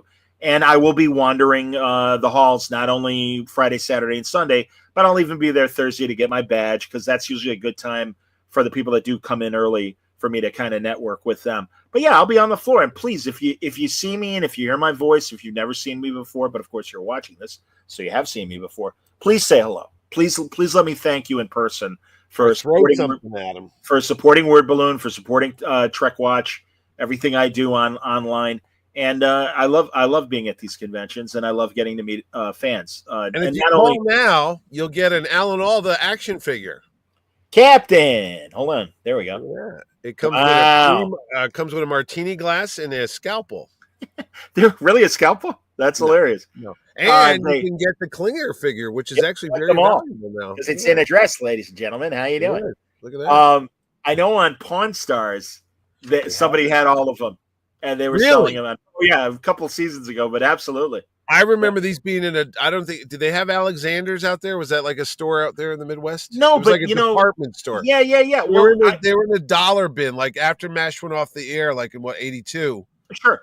They were like, nobody wants this crap. And literally they had one of those big bins when you get off the escalator with all these MASH figures and helicopters. And I should have bought more of them, but I didn't. There's a guy that wrote a book and also has a website and I believe a podcast, and his whole focus on what they call peg toys. Yes. And those kind of things that would, hang on walls. Yeah. And not only something like a MASH action figure. Rack toys. Yeah, that's right. Excuse me. You're right. Rack toys. And, but like Charlie's Angels, beauty makeup kits, or Starsky and Hutch's walkie talkies, and they were like this plastic shit, and they couldn't. Or a Superman car. You know, like the last thing Superman needs is a car. No sense whatsoever. It's like, why does the Hulk have a helicopter? Whatever. Exactly. No, and it's a fascinating subject. And they were happy to throw. I mean, good Lord, I talked to Kojak. Yes, exactly. Holders. Well, who's the guy? Joe Satriani, the guitarist from the guitar 80s. player. Yeah. Surfing with the Alien. Surfing with the Alien. He had a graphic novel in the last few years, and a new science fiction concept, and I got to interview him on Word Balloon. Yeah. And I'm like, dude, I got to tell you, that's Surfing with the Alien. He goes, you know, it only cost us the record label only $5,000 to license that graphic. Yes, I think it's a John Buscema, isn't it? Yeah, I think so. It's either I believe it is. Yeah, I think you're right. I think it is Buscema. Yeah. Why? It is. $5,000? That's it for the rights to that? Yep. Wow. So, I don't know, man. I'll tell you. John. I'll tell you. Now I'm turning Rodney Dangerfield. I don't know what the hell that's about. My doctor, Vinny Boombots, used to go to the comic book store every day. I don't know. They're killing me. A horse walked into a bar. The bartender said, "Hey." Horse said, "Sure, why not?" Hey.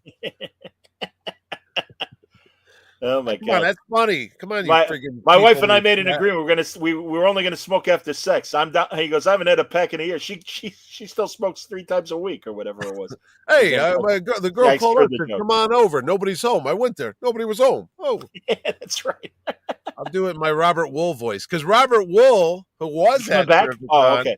He used to write jokes for Rodney. Oh, absolutely. And, he would tell. He said, "Oh yeah, Rodney, he's crazy." He would call me up. He's like, "Robert, write me a joke." "Oh, okay, Rodney. A guy walks into a bar and that sucks. That sucks. Come on." And the club was the restaurant was so tough they used to serve broken leg of lamb.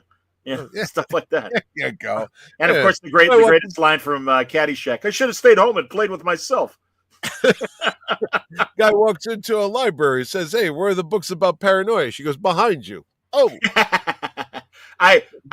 Johnny was like Rodney's greatest audience. He would there's one episode where he falls out of his chair when they're sitting down and he keeps going. Oh yeah. He loved Rodney. Yeah. Actually, I'm going to see Colin Jost at the Mohegan Sun. That's great.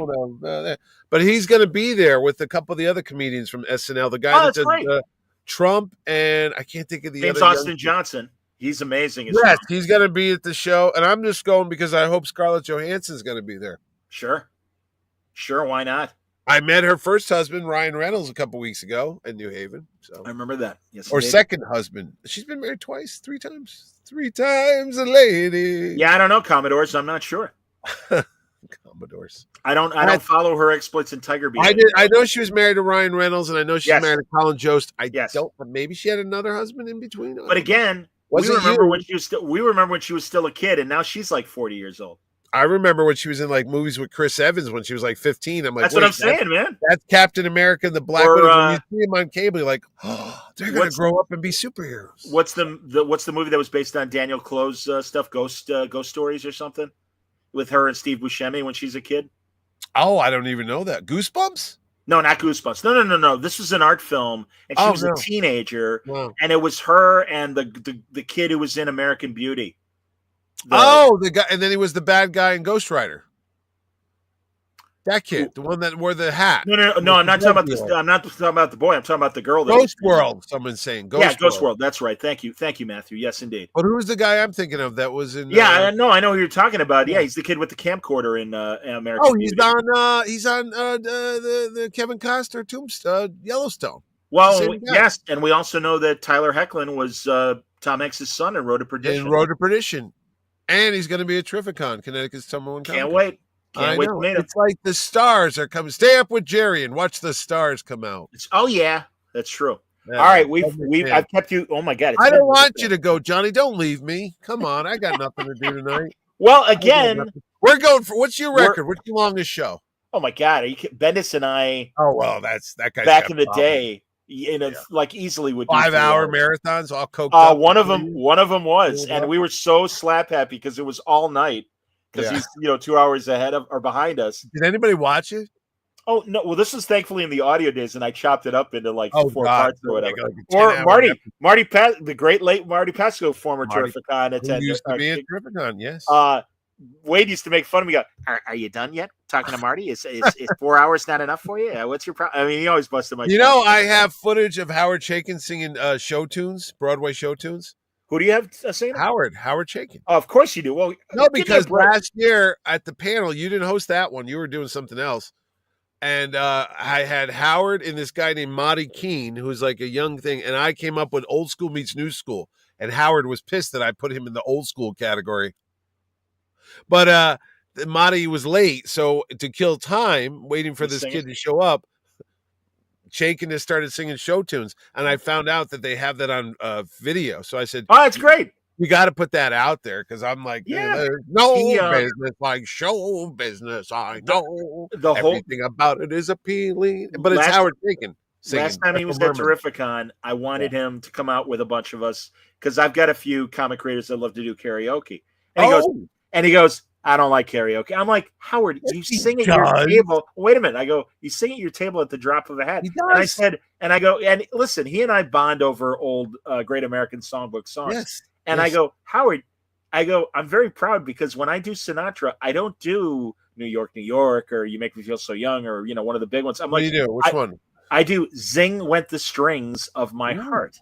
And immediately, without any other prompting, he goes, Dear When You Smile at Me, which is the first. I'm like, that's my point, Howard. You know the goddamn song. What the hell? Why are you holding out on me? I could do Everybody Loves Somebody Sometime. Dean Martin. Classic. My grandmother had that on the stereo. Every time I went over there. Well, Mitch, I never want to, other than when we do see each other. And we see each other all weekend, and I love that. But I also feel like you're working so much. Oh, God, I only work once a year. So I know, man. Well, twice a year.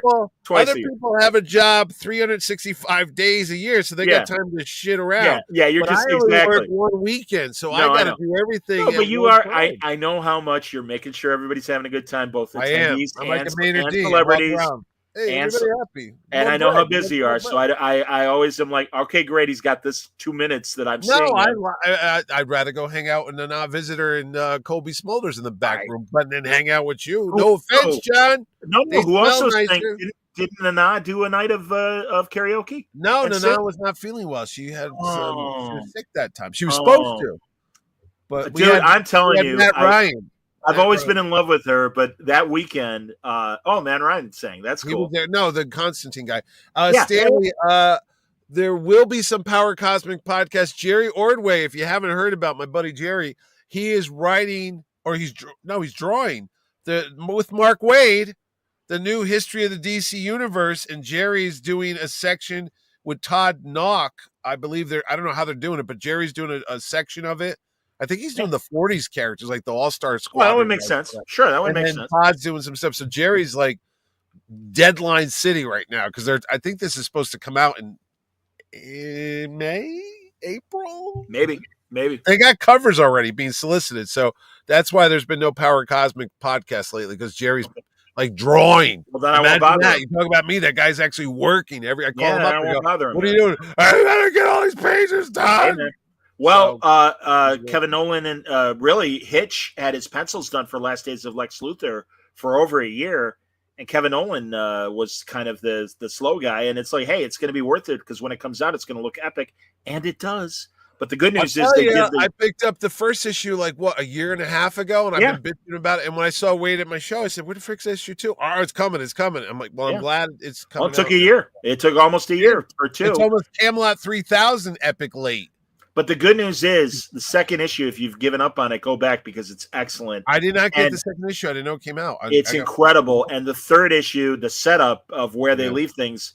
And I believe in May, issue 3 is because it's done. Oh, is it? Oh, yeah, I got confirmation from Hitch and Wade. But I'm trying to think of anything else about the show. But no, I don't know.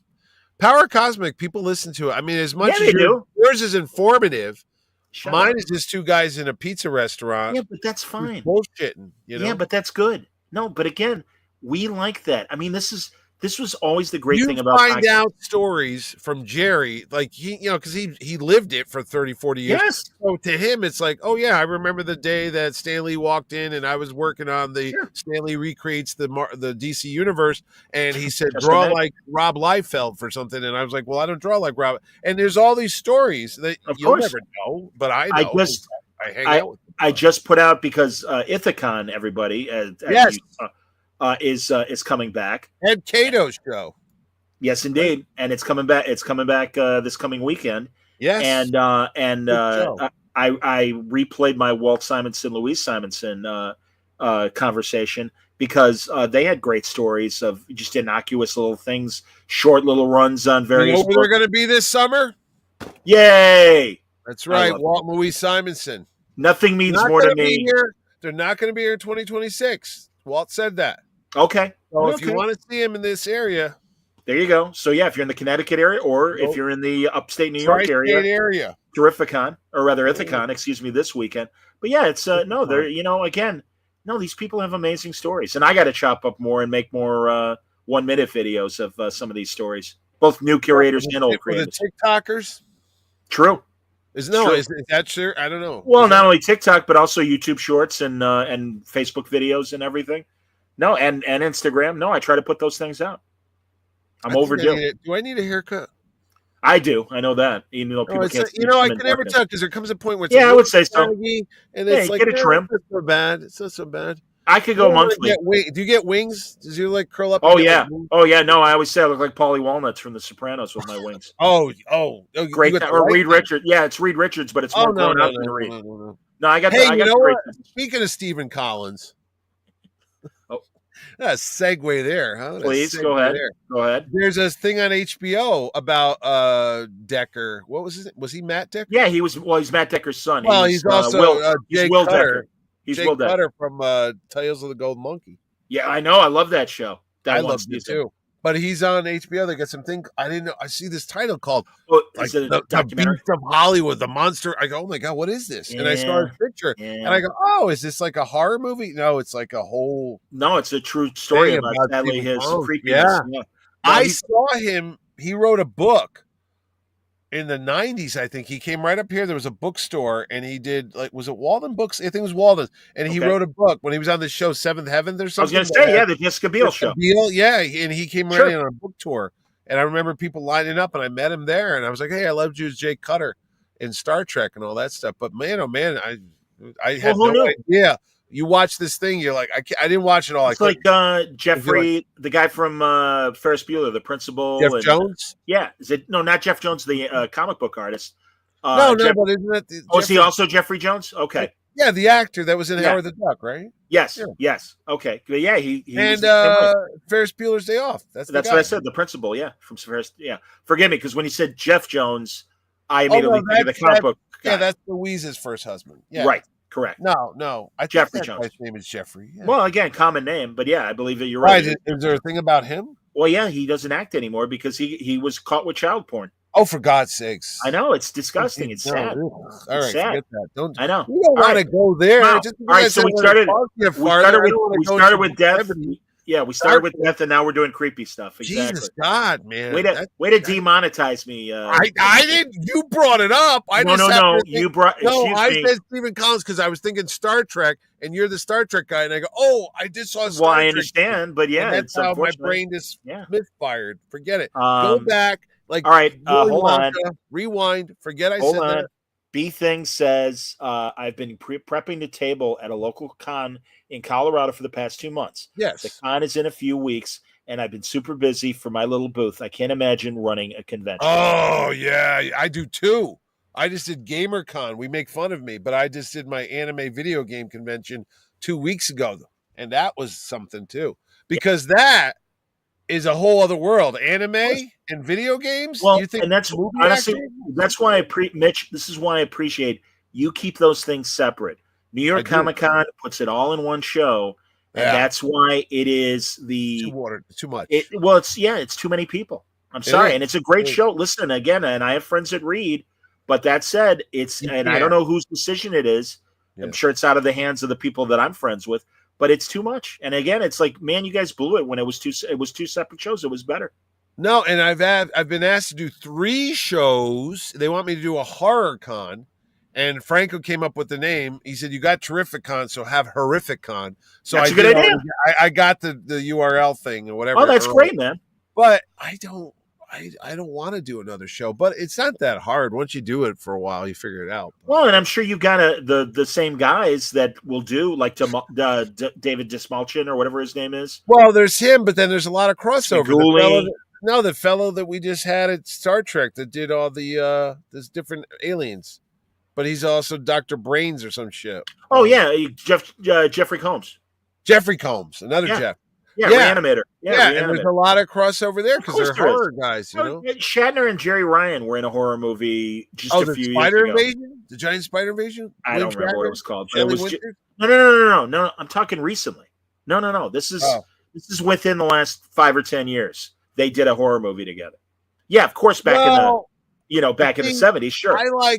When Doug Jones does get here, I'll tell him I liked him in The Shape of Water. Of course. That's a great movie. See, that's like a horror monster love story movie. Yeah, it's Creature from the Black Lagoon. It's a love story. You and I say horror movies. I think of horror movies. I do think of Dracula and all that, but those are monster movies. Those are Universal movies. Yeah. Horror. I think of the Hammer horror movies. I agree. With Christopher Lee. Sure. Slash like Freddy and current stuff. Yeah. I don't like that stuff. No, I don't either.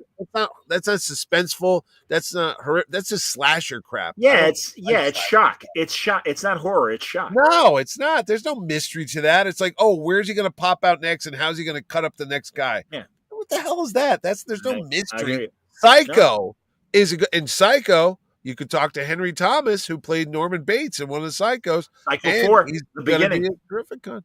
Yes, with Olivia Hussey as his mom, who's now passed away. She did, yeah. But the thing of it is, see, that's horror to me. I don't know why people get so into that now, because you can go to, you know why it's easy to do a horror convention? Because each Friday the 13th picture, he kills 13 people, and they've done 20 of those movies. So you could get literally victim number 57 and victim number 120, and there you go. You know, no, Serena Vincent was in Cabin Fever, the Eli Roth movie. And, and she's like, have you seen me in that? I said, no, but I saw you in another teen movie where you're naked through the whole movie. Wow, she was a sweetheart. Breed up. Hey, yeah, well, Godzilla movies, I don't consider Godzilla. I think that's a monster movie. I agree. And even further, certainly the Japanese. Actually. Well, I agree with that, but also otaku, as the Japanese call them. And, otaku's the whole geek. Is that how you say it? Otaku, yes. I was saying otaku. I didn't know. But I say otaku. I'm assuming it's otaku, but also I don't know. Pacific Rim. What do they call those movies? Mitch's Creatures Features. No, but don't they call them kaiju movies? Yeah, kaiju. Thank you. That's what I meant. Kaiju. Yeah, and I think kaiju is its own genre, frankly. Even more so than horror. Those are giant monsters. Those are like Gamera and all that stuff. Yeah. Right. Yeah, but kaiju. Gamera can't be Godzilla because they're in 2 different movie franchises. One's Toho, and one's another thing. Yeah, I forget the other name of the company. I talked about it with Fraction. I like Gamera. Gamera was Gamera reminds me. He's like the Art Balthazar of monsters because he's goofy. He's a giant turtle. He flies around, and you don't know what the hell's going on, but you like him. He's like I agree. Guy. He's like Artie. Don wants to know because our local monster movie show was called Creature Features. We had Creature Feature, and we had 2. We had Chiller, which was on Channel 11 WPIX in New York. And there was a 6-finger thing. I don't think it ran across, and it would come out and it would go Chiller, and it would take and it had 6 fingers, and it was stop animation. So that freaked you out as a kid. You're like, oh my god, how many fingers? And the other one was Creature Feature. That was on WNEW Channel 5 in New York, and that was like Saturdays. They'd have like horror movies, like the thing with Forrest Tucker, the eyeball that crawled. Sure, crawling eye. Yeah, was that called the Crawling Eye? That makes sense. Crawling Eye horror movie, so sure. But, yeah, and Channel 11 would show shitty ass movies like 2 in the morning. You'd get Frankenstein versus Dracula, which was made in the early 70s, which was horrible. And What's the fat guy's name that was the Wolfman? Lon Chaney was Lon in Chaney, it. yeah, Lon Chaney Oh, Jr. but it was towards the end of his life, and he was all bloated and drunk, and you're like, "What is this?" all those weird Italian horror movies, like Mario Bava and everything, and they were all druggy, like they would dose the girl with LSD. Well, certainly later, and like a weird sequence, running around like half. I'm looking forward to my Svengoolie panel at C2E2 because, and I was thinking about it because I was trying to come up with different questions, and with the passing of Roger Corman, I want to talk about him, but also some of the lesser guys that were always on these creature feature shows, like Bert I. Gordon did Village of the Giants from the mid '60s. Oh, I saw that with Bo Bridges and Tommy Kirk are in that movie. Bridges was in that. Yeah, he's the bad guy. Really? Yeah, he's the bad. God. He's the bad hippie that becomes a giant. Yeah, he's the head of the movies like Blackula. That was on 10-11 a lot. There was two of those. Well, my good friend Rodney Barnes brought Blackula back, and he and Jason Scott Alexander made an incredible graphic novel that picks up from the last movie, where Blackula has been in suspended animation for the last 50 years and is resurrected. And now he's in the modern world. Where's this? This is a book. It was an image graphic novel. Really? He licensed the character from MGM. And Rodney's a big TV and movie guy. And he made a legitly good graphic novel. But obviously his intent is, hey, MGM, let's make a new Black movie out of it. Yeah. No, I didn't know that. What year did that come out? I never heard of it. 2 or 3 years ago. Really? You know who that was, don't you? That was M5. That was Star Trek. Yeah, of course, Wilbur Marshall. Yeah. He's also the cartoon king in Pee-wee's Big Adventures. Let the cartoons begin. But I always like M5. I was watching that. As I told you at the beginning of the episode, I was watching the beginning of that fine episode. Captain Dunstall. Dr. Daystrom. Well, when they made in Next Generation and further, we now have the Daystrom Institute, which is named after his character. Named after. Oh, I didn't even. Yeah, you're right. I should have known that. Oh yeah. The one I never liked was the freak from the guy with the ears. The way to Eden. Yeah. Whatever. What his ears, and he runs, he grabs the apple, and it's like an acid thing. He eats it, and he dies. Yeah, he's Charles like Napier's in that. Hey, yes, everything's gonna be okay. Just got a little bill of health from Dr. McCoy or something. Yeah. Bless my soul, and I jump for joy. I just had a clean bill of health from Dr. McCoy. And that's when Spock has like dueling harps with that chick with the thing. Stepping out to Eden, brother. Yay, brother. Oh God, how bad was that? You know who's not coming to Terrificon? Charles Napier, because he's dead. He's dead. Walter Koenig is going to Star Trek Vegas. Not coming. Oh, well, God bless Walter. He was supposed to, but he couldn't. Well, I understand, and he'll probably get more bang for his buck. Exactly. When he had to cancel last year because he was ill, he said, I'll come back. And I said, well, sir, it's the same weekend as this Trek thing. Oh, no, I'll come to your show. But I think he realized, like, oh, my God, there's 1,000 Trek people, and there's a couple hundred Trek people, At Terrificon, No, I understand. Well, that's all right. No Chekhov at our show this year. Oh, well. He checked out. Sorry. Spock rocked out in that episode. Yeah, he jams with the hippie band. Absolutely. Remember, which one with Jill Ireland when they filmed her with that soft lens? This Side of Paradise. I love. They also use that music in Shore Leave when Kirk's girlfriend from the Academy, Ruth. Yeah. And I just love in that great quiet Shatner voice. Ruth. No. Jim, darling, it's me. And then when the sport they would come out. I watched that a couple weeks. They'd have the music. Jill Ireland is so, as I've said before, she was instead of rewriting T'Pring for Brave New Worlds, what they should have done was bring back Jill Ireland's character because she would make more sense. But again, the current writers of Star Trek that episode, right? Well, and they have a meme knowledge of Star Trek. Yeah. They don't know it. That's too deep. That's too exactly. And again, and who cares? And T'Pring isn't the most obvious choice either. But I think that's it. Yeah, but of course it is. I thought they were going to mention Roger Corby with Chapel. They will. I hope you don't. Oh no, that's the plan. Oh no. I am going to leave the show for a while to go hang out with Roger. Well, not necessarily. No, it might have happened in the time between the second and third seasons. Oh, but I'm kind of counting on Roger Corby showing up in season 3. It's me. Look. Exactly. I am Roger Corby. And I just made this really hot looking assistant. No reason why. Andrea. Protect. And, yeah, that's right. And I also made this real big dude that looks Rock, like Luke. Protect. Why? Yes. Man. Crush, kill, destroy. We don't know. Andrea, holy cow, man. I got to tell you, I know the young The people. costume designers had a field day back then, I'll tell you that. And all the mini skirts on the Enterprise, too. I'm not complaining. That was the style back in the 60s. Of course it was. I'm sorry, everybody. Of course it was. Give me a break. Finnegan. What was Finnegan? Finnegan, played by Greg Grunberg in number 2 or 3? 3. Star Trek. He was which is the one where they went to that crazy ass star base. That was the third one, Star Trek Beyond. I didn't know he was Finnegan. I know that he's JJ's. No, they named him Finnegan, but I'm like, there's no way you look like Finnegan that we know. Oh, that. I'm sorry. That fist fight in Shore Leave is fantastic. I always wanted to beat the tar out of Finnegan. Yeah. Jimmy, you're an old man. I'm still 20 years old. I sound like I'm going to watch it after we're done podcasting.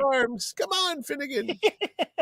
Well, he was a better fake Irish person than that idiot in Section 31. Oh, that's Mitch, true. All right, Mitch, you'll forgive me. Vulcan guy. Section 31 movie and Captain America Brave New World. You're like, they were okay. No, I like Captain America. Oh, okay. Well, I know you're a big Captain America fan. I am. But you still think Section 31 was decent? I watched it once. I had a good time. I never went back to it, but I was like, well, all right. That's my point of all of these movies. But I did go back to Brave New World. I saw it 3 times. Okay. All right. Good for you. That's cool. I asked Franco off the other because you know why too. Go it's also a Harrison Ford film.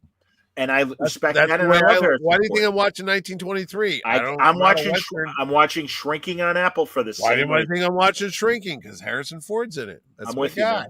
I'm with you. He's not going to be here forever. I like I hear you. Stuff. I wish he did more comedy years ago, buddy. Did you really want this to be a 3-hour episode? Because we're almost there. I really don't care. If you want to break records, I'll break a record. No, I just figured we'd BS the way we do. And I haven't sworn for over an hour, so this. I know. I'm very impressed. I know. Hopefully, the algorithm. I must be exhausted. It is 12:25, and I haven't. That's what I'm saying, Mitch. I don't want to. Sharon will be like, I have to get up at 7 anyway, so I'm going to have like 6 hours sleep. By the way, tomorrow on Word Balloon Live, two episodes in the afternoon. I believe. Oh, hey, Brian. I know that guy. Hold on, at least in either. I'm sorry. Hold on. There we go. Hi, Brian. Marsha. You know what's coming to my show? Hold on. Let me finish my thought. Stop. You've been plugging. Let me plug for a second, and then I'll leave you time. We're not going anywhere. Tomorrow on Word Balloon, Mike Gold will be on in the afternoon, and Tom King will be on in the evening. Mike Gold will be promoting Ithacon. Tom King will be promoting his latest batch of books. And he'll be promoting Terrificon. And he'll be all right. And who else were you going to say because you interrupted me and I interrupted you back. So now who else were you going to say when I interrupted you? 2 words. Cousin Oliver. Oh, yeah, Robbie Rist, of course. That's the guy. Wow. I know it because I'm doing a salute to the Teenage Mutant Ninja Turtles, which came out 35 years ago. Well, yesterday now, because it's not March 30th. But I assembled the cast, and I got James Sato as the first shredder. So I'm doing all the people. I'm putting their pictures up. Ernie Reyes Jr. and Brian Toshi, who was also in Revenge of the Nerds. And okay. Oh yeah. And he was in that really that kids TV show when we were little. We watched the Space Pitcher. Rookie of the Year? No, it was on Saturday mornings. It was like Starfleet Academy or some shit. Oh, Space Academy? Whatever. No. Brian Arc 2? Whatever. He was on one of those shows. But whatever. I go to put Robbie Rist up there, and I'm going to, I always look him up because I put all the graphics together because I only do this show once a year, and this is what I do. I make all the graphics. So I'm putting their pictures up of like other movies they're in, and I go to type in Robbie Rist, and I see Cousin Oliver pop up, and I go, oh my God, I booked Cousin Oliver at my show. The scrappy do of the Brady Bunch, if you will. All I need to do is bring Ted McGinley, and that's it. I'm done. Yeah. Also in Shrinking. He's great in Shrinking, by the way. He is great in Shrinking. I mean, I can't believe, and he was in Revenge of the Nerds. Yeah, of course. Roger. Hi, Raj. Or no. Raj was. They offered me Ted McGinley. They said, "Do you want to bring him in?" I said, "No, I'll get canceled." No. Why? Every time he's on a show, it goes off. Oh, shut up. It has nothing to do with conventions. You know that. No, he is. You're right. He was Ace the photographer in the last season of Love Boat. And he was 11. Also on the last season of Happy Days when Richie left the show. very last season, but he was in those later post Ron Howard years. So Ted McGinley, if you're out there watching this, don't call me. No, he'd be great, man. I told you he called me that one time. He has great Revenge of the Nerd stories. I know this for a fact. Jim Lee was here last year, Stanley. He's not coming this year. Yes, yeah. We had Jim Lee last year. That's he was there. Yeah. Yeah, that's fine. How about wait, can I ask about Ninja Turtles? Because there were several animated casts. There's an older character actor, Barry Gordon, and I don't know if he was on your list. No, I'm doing the live action. I'm not doing the animated cartoons. I'm doing the movies. But what was Barry Robbie Gordon was on the cartoon. Yes, yeah, but I thought Robbie was as well. Is he not? Was Robbie the voice on a cartoon too? I have no idea. I didn't see that. I saw he was one of the guys in the suits in the live action. Wow, I got him. I'm shocked because he really doesn't have the build for it. Or you would think. I was like, he must be a turtle height. I didn't know. I haven't. Yeah, I don't. Oh, that's right. He was a turtle, so he's probably in the. I'm sorry. He's in the costume. I'm conflating turtles with Power Rangers. You'll forgive me, but Barry absolutely was, along with the great Rob Paulson, former Terrific. Rob Paulson was also a voice in one of those shows. Oh yeah. Corey Feldman, who's not coming to Terrificon, he was the voice of one of the turtles on the movies, not the TV, not the cartoon. The Turtles world is a big world, buddy. I mean, you and I only know the comic stuff, the tactile, the book. Sure. I don't know that I saw the movies, I saw some of the cartoons with my kids, but this thing is like epic in scale. Oh yeah. By the way, Skybound, the new decades of it. The new turtle comics are fantastic. By Jason Aaron? Jason Aaron and my dear buddy Chris was drawing one of the arcs. No, that's great. B Things wants to know, Mitch, are there any people who have passed away that you would have had a guest as Terrific on? 2 months before that he was supposed to be there, Adam West passed away. Yeah. He was booked for the show. He did commercials for the show. I filmed him with them. And on June 9th, 2017, he passed away 2 months before the show. So, yes. All right. If you want a comic book tie-in for Matt Whitaker says Ted McGinley replaced the voice actor of Aquaman halfway through the final episode of Batman Brave and Bold. It was so funny. Oh, that's wild. So And you know what the key word? You know what the key word in that comment was? Final episode. He's the death of things. I don't want. Well, shrinking is going on still, so he finally, I think Harrison Ford's in it. You can't remove the curse. And Jason Segel, of course. Yes. Jason Segel. Yep. Who was on Freaks and Geeks? Yes, he was. With Sam Levine. Is Sam coming? Sam Levine is the only actor that I've been in a movie with, and I had a scene with him. Oh. But no, he's from Chicago. He's a big Chicago couple. Well, he was, but he's an LA guy now. Wow. He's in as we were talking about Entourage earlier. He's Sam one Levine's of the in it? Yes, he's one of the nerds that goes up to Vince and is like, "Hey, Aquaman, can you come to our high school party? We're losers and we can't get invited, but if we come with you, then they'll let us in." I worked on a movie with Sam for a day. What the hell is it called? No, it's not called Blow My Nose. It's called Not Another Teen Movie. Which one? Made for Each Other. Made for Each Other. 2000. Ali Sheedy? No, it's I forget it was Made for Each Other, starring Danny Masterson. Oh, oops. We don't talk. I know. Yeah. Oops. Patrick Warburton, George Segel, Sam Levine, Busy Phillips. Oh, I love Busy Phillips. Yeah, there was a cast of 10s, and I was in it with George Segel, and my only my only speaking scene was with Danny Masterson, and he was just on one of the Entourage episodes that I saw. Danny was, and his brother was there too, who was on Francis from Malcolm in the Middle. Sure. Key, I talked to Key. Actually, I did talk to Key. All right, give it for the audio audience who Stanley's asking. Oh, I'm sorry. Stanley's asking Ki Kwan, Academy Award-winning actor from Goonies, Everywhere All at Once, and Short Round from Indiana Jones and the Temple of Doom, and Loki season 2, and his movie that just came, Love Hurts. Yes. I don't know yet. We've talked about him being back. He was there 10 years ago. And I said, could you come back for the 10th anniversary?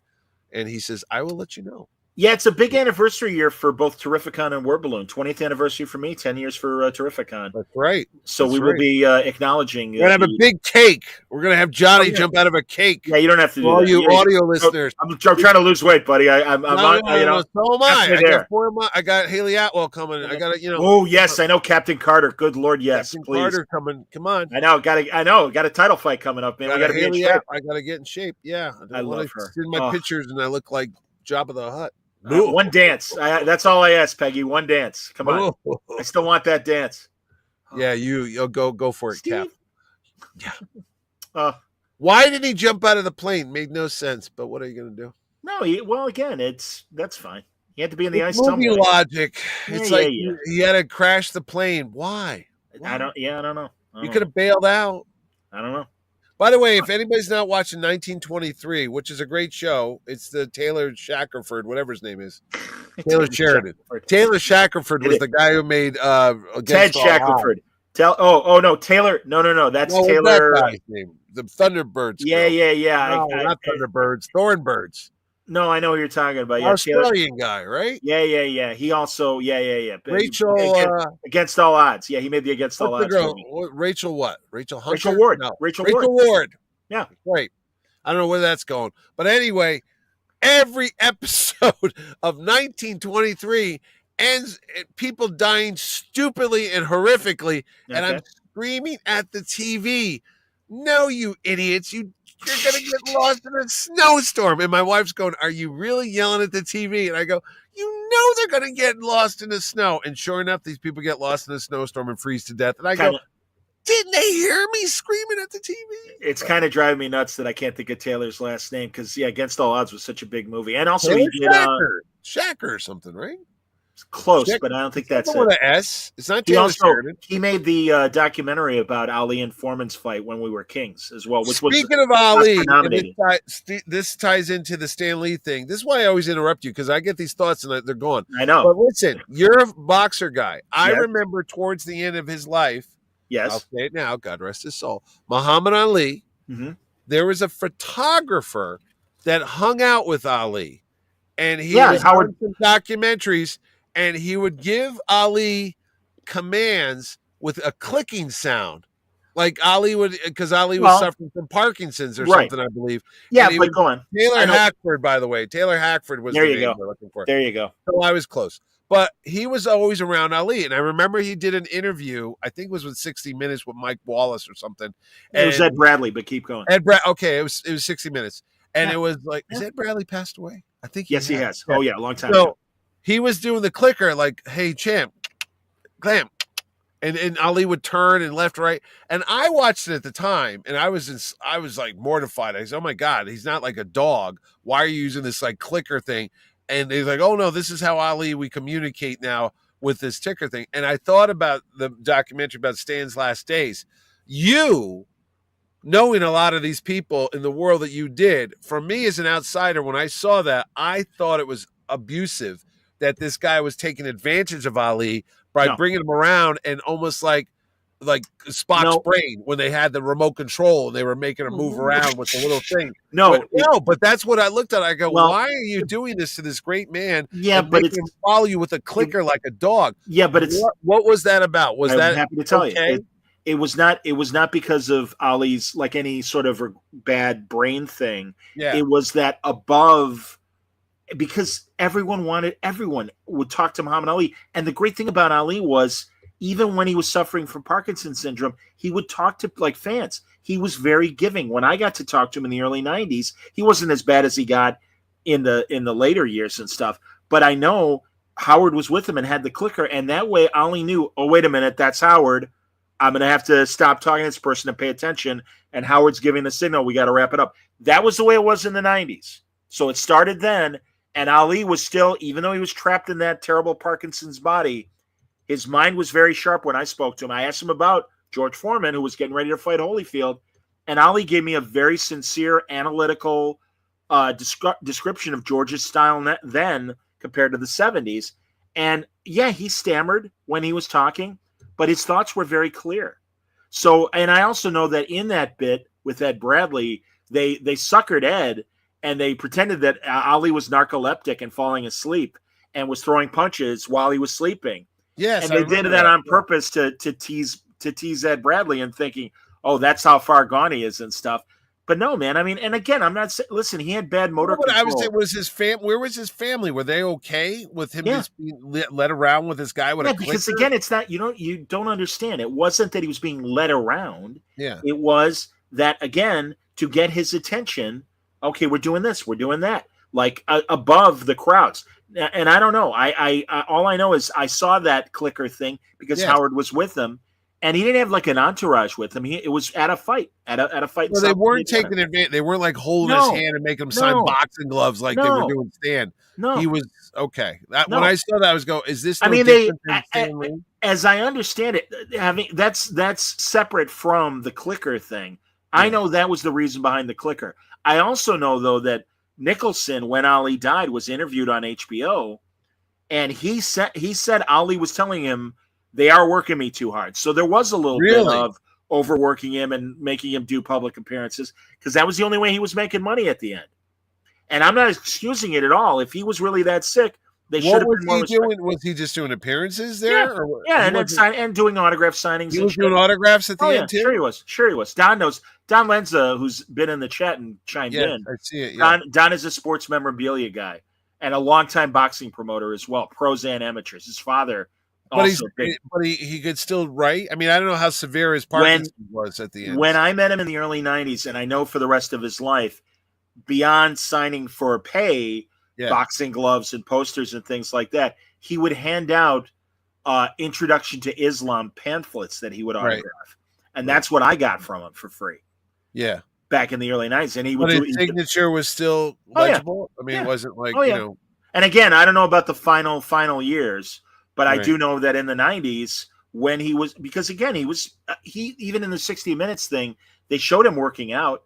I mean, he was working out like an old man, but he got in the sweat. Yeah, but he was hitting that. How old was he when he passed away? In the 70s? Shoot, I don't know. No, he wasn't that old. No. He was only about 5. And again, he died like 12 years ago or so. Yeah, Don helped me out and how old Ali was. No, I remember when he passed away because my kids were little and we were like, oh man. But yeah, I think he was barely in his 60s. I think he was barely in his 60s. Wow. He was that young. But Parkinson's syndrome, man, it really and again it was the head trauma and all the beatings that he took at the end.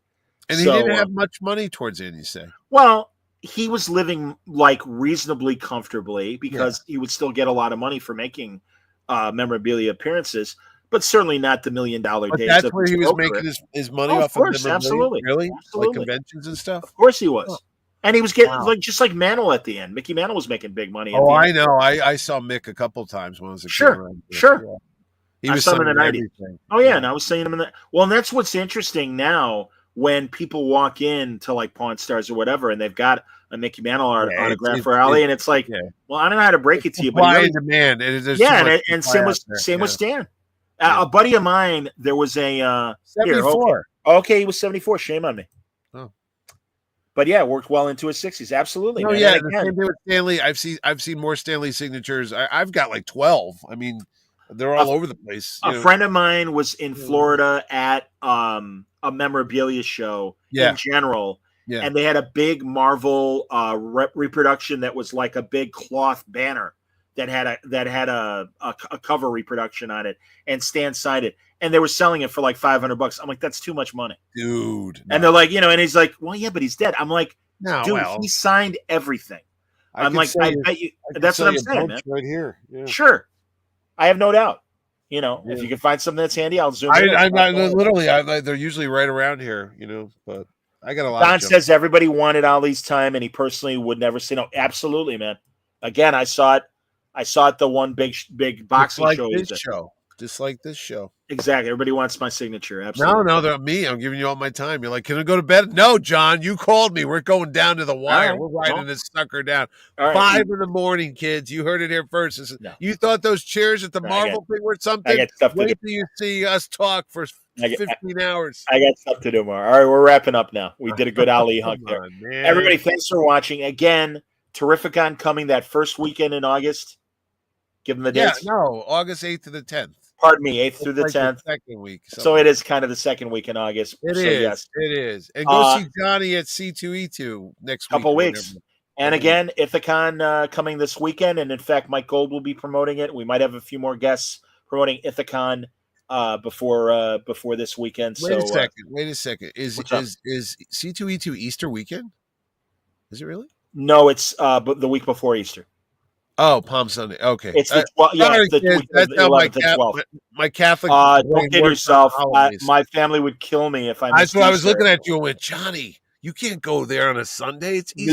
New York Comic-Con one time was Easter weekend, and they're like, and it wasn't even American Easter because sometimes Greek Easter is different. Yes. And they're like, but it's Greek Easter. I'm like, well, but I'll be at American Easter. Yeah, but you're Greek and it's Greek. I'm like, look, this is my work. It was also Passover too. I think one year they were like, what are you doing?